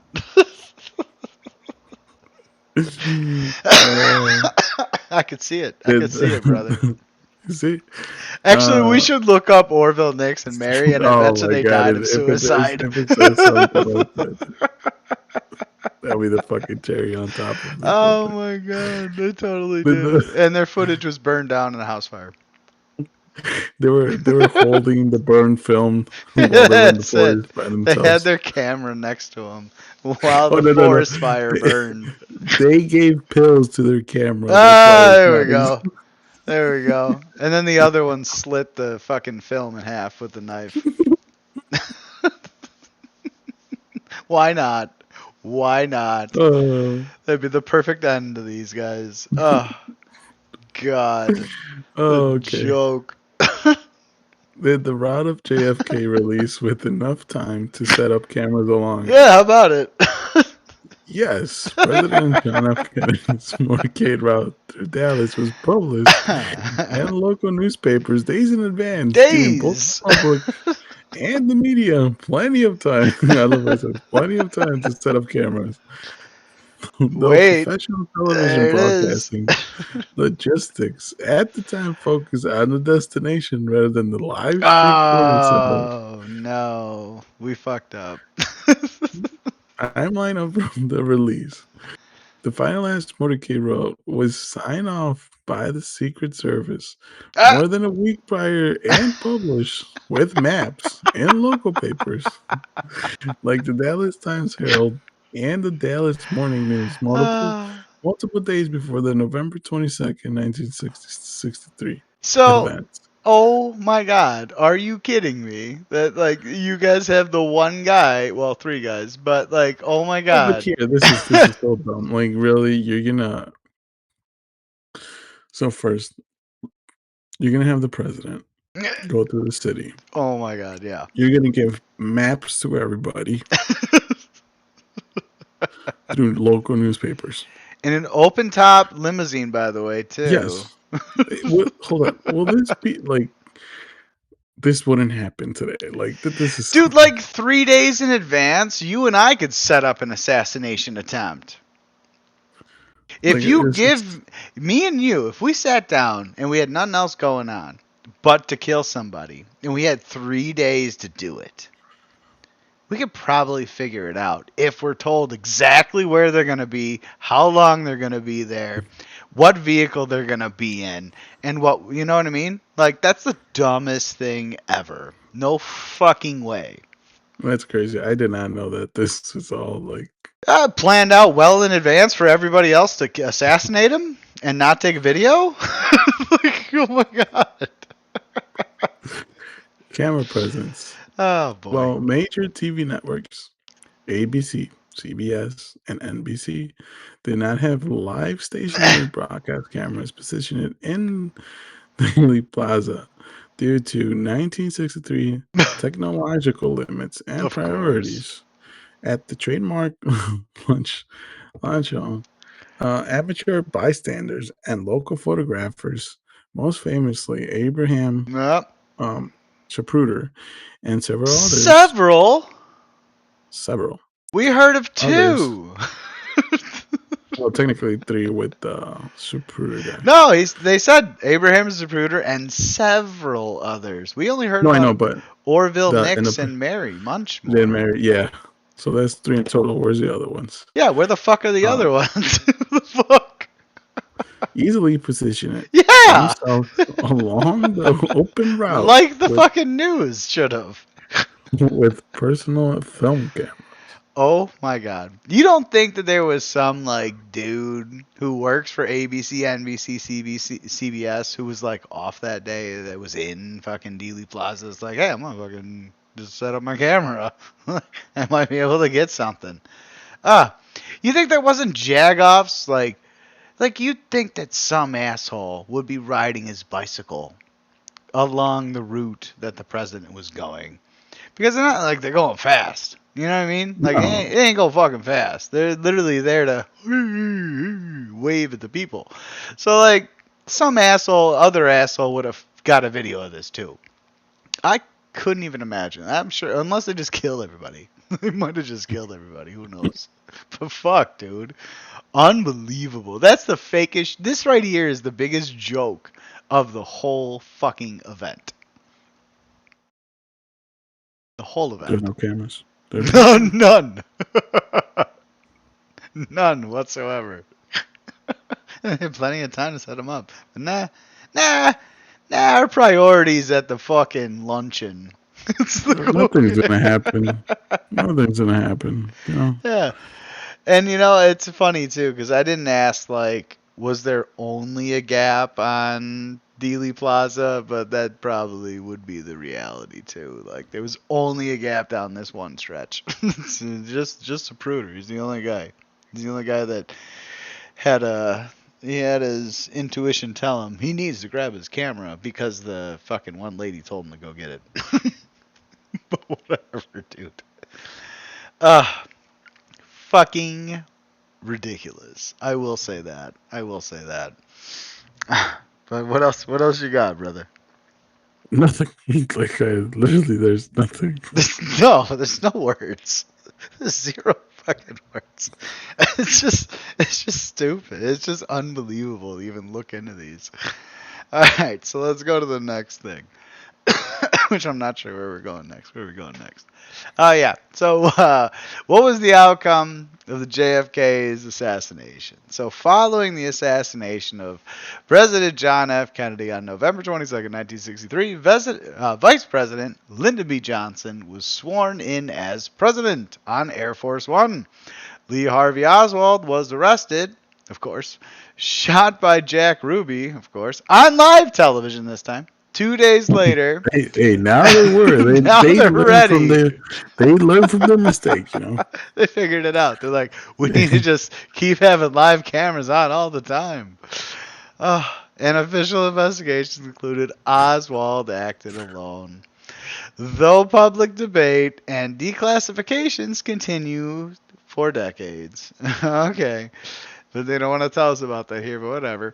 In immediate political and national response, transfer of power, Lyndon B. Johnson took the oath of office just 2 hours and 8 minutes after the shooting to ensure governmental stability. Thank goodness our government can continue. The Warren Commission, established by Johnson on November 29, 1963, and led by Chief Justice Earl Warren, it officially concluded that Lee Harvey Oswald did it himself, man. It's just the one guy. Yeah, after he got killed, he was the only one. That's it. We figured it out. And he was already killed, so he can't, like, defend himself. Yeah, he can defend himself. That's the way you do it, man. The government knows. The government knows how to cover their tracks. The media shock. Continuous television coverage of the motorcade aftermath, Oswald's murder by Jack Ruby, and the state funeral deeply traumatized the American public. Good. So fuck the people. Let's fuck them up. Let's fuck them up even more than ever before. Jesus Christ. But we're not going to show it in the action. We're going to show just afterwards. Just show what happened. Investigations and Conspiracies. House Select Committee, 1976 and 1979, which is years later, reopened the inquiry and suggested a high probability of a second gunman, fueling long-lasting public skepticism. But they ain't saying nothing about that today. Fucking even further beyond. The Records Act of 1992, Congress passed the President John F. Kennedy Assassination Records Collection Act to mandate public archiving of all related documents, with partial releases continuing across decades through the National Archives and Record Administration. What the fuck does that mean? You just cost us more money? Is that what that means? Because they didn't release anything. So they just made another group to add funds to themselves? Pretty much. Isn't it? That's what it sounds like, right? They're like, "Oh, don't worry, we're archiving this." It's like, "Okay, release it, give it to the people." No. You don't want to see this. You don't want to see this. Trust me, you don't want to see this. That's it, dude. Goodness. So yeah, what do you think about all this? What can I say? when you look at what can I say that we have not said already? dude, for fucking real, man. And this is all Google AI. That's the greatest thing. That's the fucking greatest thing. It's like you ask it the right questions, and it's like, yeah, no, we fucked it. We fucked it, and there's no reason why there shouldn't have been. Pretty much like, yeah, no, you know what? I'm with you guys. This Yeah, makes like sense. let's fucking riot. Let's go, dude. Let's fucking run it. Oh man. Like, you know what? It makes sense now. Yeah, come to think of it, since you're asking me this way, I'm with you guys. Let's start a revolution. Let's go. Oh my god. All right. So, yeah. Anything else? Anything else? Nothing. Or you want the next? That's it. Okay. All right. Let's go to the next thing then. So this here, we played this before. We played this at the end of the Gemstone Files, but it's always good to revisit this. This is JFK Witness Suspicious Deaths. So you ready? You ready? This is a quick one. Yeah. Okay. Here we go. In the 3 years after the murders of President Kennedy and Lee Harvey Oswald, 18 material witnesses died, 6 by gunfire, 3 in motor accidents, 2 by suicide, 1 from a cut throat, 1 from a karate chop to the neck, 3 from heart attacks, and 2 from natural causes. Did he just say that one died from a karate chop to the neck? You didn't hear that last time we watched this? Yeah. The fuck? Yeah. No, 1 from no. a karate chop to the neck is exactly what he said. That is exactly what was said. I want to bring it all the way back again. We'll watch it again. That is so fucking Tell me that's not the best way to die, son. well, hold on. That's the way to go. If you're gonna go out, son, karate chop to the neck's the way to go. No, because it's like imagine. Oh, so what did your great grandfather die from? Karate chop. He got karate chop to the neck. That's it, dude. Yeah. Oh my god. Yeah, that's right after he was about to be a witness on the JFK assassination. It's like, really? That's how he died? Karate chop? With a fucking neck? How the fuck does that happen? Well, I don't know. This is something that, like, legit, like the Austin Powers, like, movies, Oh, like when they do, like, the cameras karate of, like, chop. killing people. That's it. Who throws a shoe? Oh Honestly. my god, I can't. All right, you can play the video now. Alright. Here we go. Oh. Running it again. Oh no. Here we go. Running it again. In the 3 years after the murders of President Kennedy and Lee Harvey Oswald, 18 material witnesses died, 6 by gunfire, 3 in motor accidents, 2 by suicide, 1 from a cut throat, 1 from a karate chop to the neck, 3 from heart attacks, and 2 from natural causes. An actuary engaged by the London Sunday Times concluded that on November 22, 1963, the odds against these witnesses being dead by February 1967 were 100,000 trillion to 1. 100,000 trillion to 1. Those are some fucking odds, man. Put a dollar on that. Fucking A. They should have gambled something before. Oh my god, absolutely. Don't even need a lot of cash. Just throw a buck at it. You'll fucking set for multiple lifetimes. What a These people could have won the lottery a few times in a row. dude, absolutely. What a fucking weird thing, man. What a fucking weird thing. It's not even weird. It's like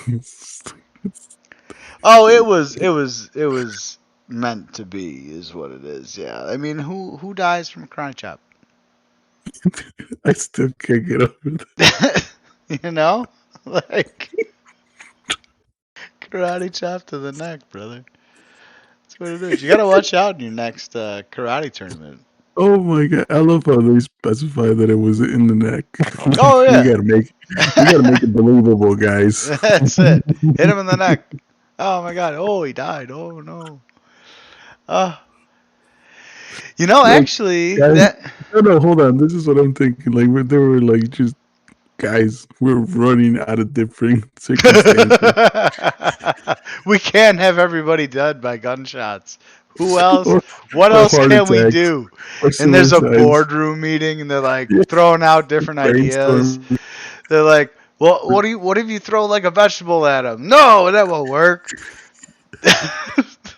What about, well, he liked action movies, right? What about a karate chop? Hit him in the neck with a karate chop. Yeah, that'll do it. Go get him. Yep, he died. Yep. Oh my god. Way to go, Steve. Good Oh. call. You are promoted. To promote that man.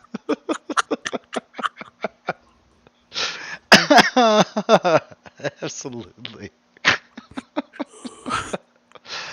Fucking A, man. I not to be morbid, but yeah, like fucking A, man. That's ridiculous. Absolutely ridiculous that any of that happened. Like any of that happened. You can't make this shit up, I swear to You God. cannot. Honestly. Well, that's the joke. The biggest joke about all of these certain things that we've seen, like the guy that hangs himself under a bridge with rocks in his fucking pockets and shit. It's like, really? A fiction writer wouldn't even write this because it's too outlandish. Like, if anybody read the end of that book and they're like, he hung himself under a fucking bridge with rocks? How the fuck what? What? This is stupid. And they would never buy another book from the guy. Like, that's what would happen. And they'd never make it a movie. Like, could you imagine seeing that guy scaling underneath that fucking bridge? Oh, man. I'm doing this for me. I gotta kill myself. All right. Ooh, there's the rope. All right. And then he ties the noose and fucking loops it around, does all that shit. And this guy shows up for his karate tournament, gets chopped in the neck, he fucking drops to the ground dead. I'm like, get the fuck out of here. And then, like, how many? Like 3, 4 of them died in fucking car crashes. Like, really? Like, really? All car crashes? The Come on. odds. They have the nerve to say, I mean, like, the odds of this shit all happening in the time period. I love that. I love Oh that. my That's my God. favorite bit of this whole section. Is like 1,000 trillion to 1. It's like, oh my god! All right, that's it. Oh, give me $10 on black. Oh my god, fucking A, dude. Ah, Oh, that is fucking terrible. wild, fucking wild. So anything you got for the last bit? No. That's it. Okay, good. Yeah, I guess we could have ended on a better note, I swear to God. No, that's the best way to end this all. Abso-fucking-lutely. We want to thank you.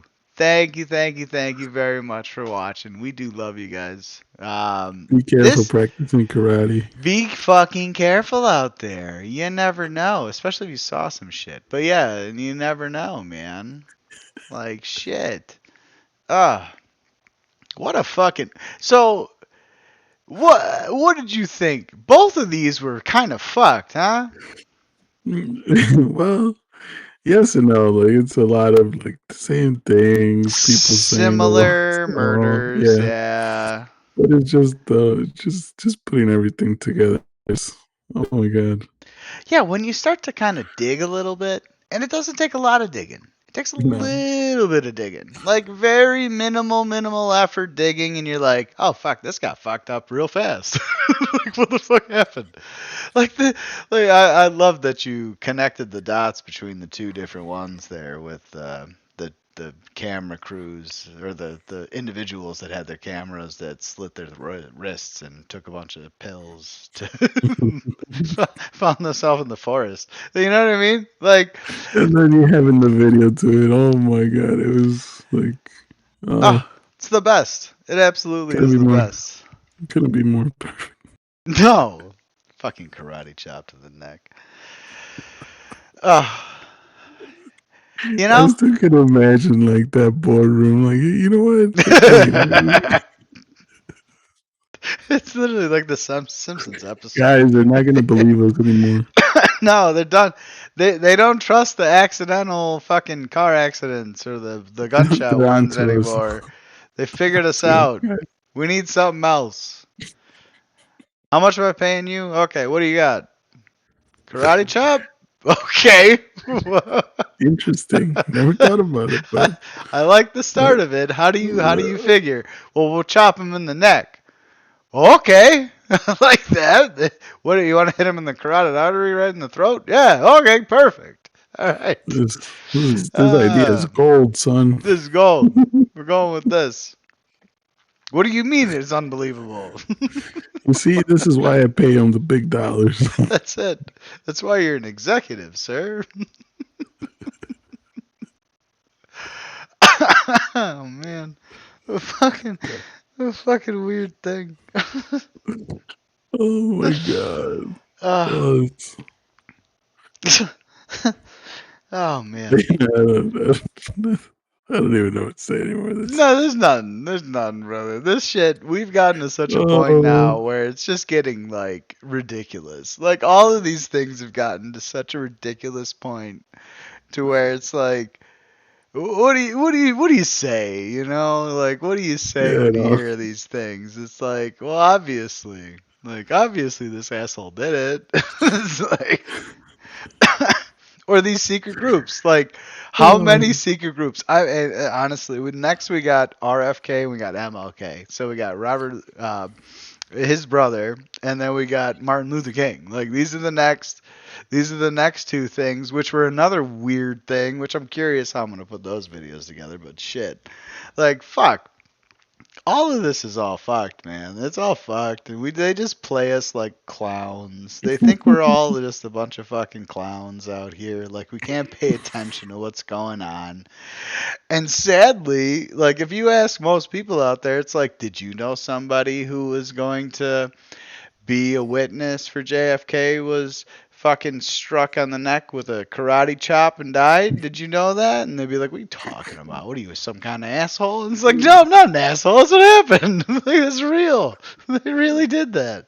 And they're like, no, I don't believe you. It's like, that is legit what happened. That's literally what happened, guy. Listen to me. I'm not lying to you. No fucking A. Like, whatever. Fuck you. Fuck you too. Well, enjoy not believing what happened. They'll probably look at you like a fucking crazy person, dude. After saying that, I want to say, go to work tomorrow, go to work on Monday, and walk up to any random person and just say, "Did you know that one of the witnesses for JFK's assassination was struck in the throat with a karate chop and died?" And they will literally look at you and probably just walk away. It's just won't even entertain the idea that you just mentioned to them. They just walk away. And then they'll just like try to avoid you for the rest of the day. That's what's gonna happen. That's literally what's gonna happen. God. And then who knows? Maybe one day they'll actually watch our video and be like, "Oh my god, he was right." There's actually proof. This is it because it's on the internet. Oh god. Fucking A, man. Fucking A. So let's ask the main question of the day. So you went. You know what? I'm gonna go to an 8.8 just for the karate. Dude, the karate chop's got to give you at least a 0.1. Yeah.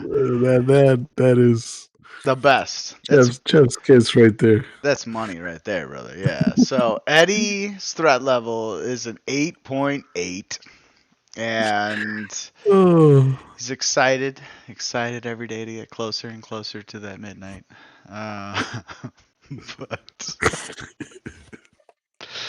I really can't stop. Like that just like I was like, what? I'm like, hold on. Did I just hear this correctly? Yeah, you sure did. You sure fucking did. I think it was just worse because like the previous slide, I was like, oh dude, let's connect it all. The other people that had cameras.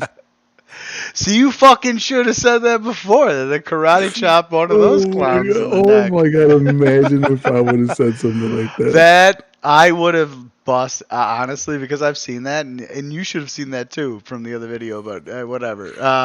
Honestly, I would have just died right there if you had mentioned that someone got karate chopped in the neck at a karate tournament and didn't make it. It would have been it for me. That would have been over. I'd have fallen out of my fucking chair. Fucking A, man. Fucking A. That was fun. This is a good one. I like this one. This one was good. I think we touched some bases, right? I think we definitely touched a little bit, and like I said, I'm gonna have even more stuff for you guys to watch in the actual description. I know this is like a delicate topic, but I think that it is. But yeah, it was just the absurdity of stuff. Isn't it ridiculous? Just made it like. Well, I don't know. Even the stuff that they read along the way, though, made it even more ridiculous too, on both subjects. Like it wasn't even like they tried. You know what I mean? Like they didn't even try to cover this shit really up. Like they just whatever. You want whatever? I don't care. Fuck you. It's like, okay, fuck you guys too. Well, we're gonna tell people about it. Oh god. Unbelievable. Unfucking believable. Oh, man. I think this is the episode I've laughed the most. I think so too. I think this one I giggled the most also. Like like all of the shit reading along the way is what got me really. And everything about both of these topics was weird. Very weird, man, and just silly. Silly. I love it. Oh god. I love it. I think that's a good note to that's a perfect end of this whole thing. Perfect end. So yes, do you wanna thank the people one more time, Mr. Eddie? Thank you guys. Personally, this one I'm sorry if I laughed too hard. We enjoyed it. That's what it is. Oh god. We had a great time going over these topics. But thank you for watching, listening, and we'll try to get these out sooner. Yeah, we'll get a couple more. Well, this month is special for Eddie and I because this is both of our birthday months. So we love this month, particularly out of the year. But yes, we will try to get out another one here in another couple of weeks. But no, we want to thank you. We thank you very much. We do love you guys for watching. We really appreciate it.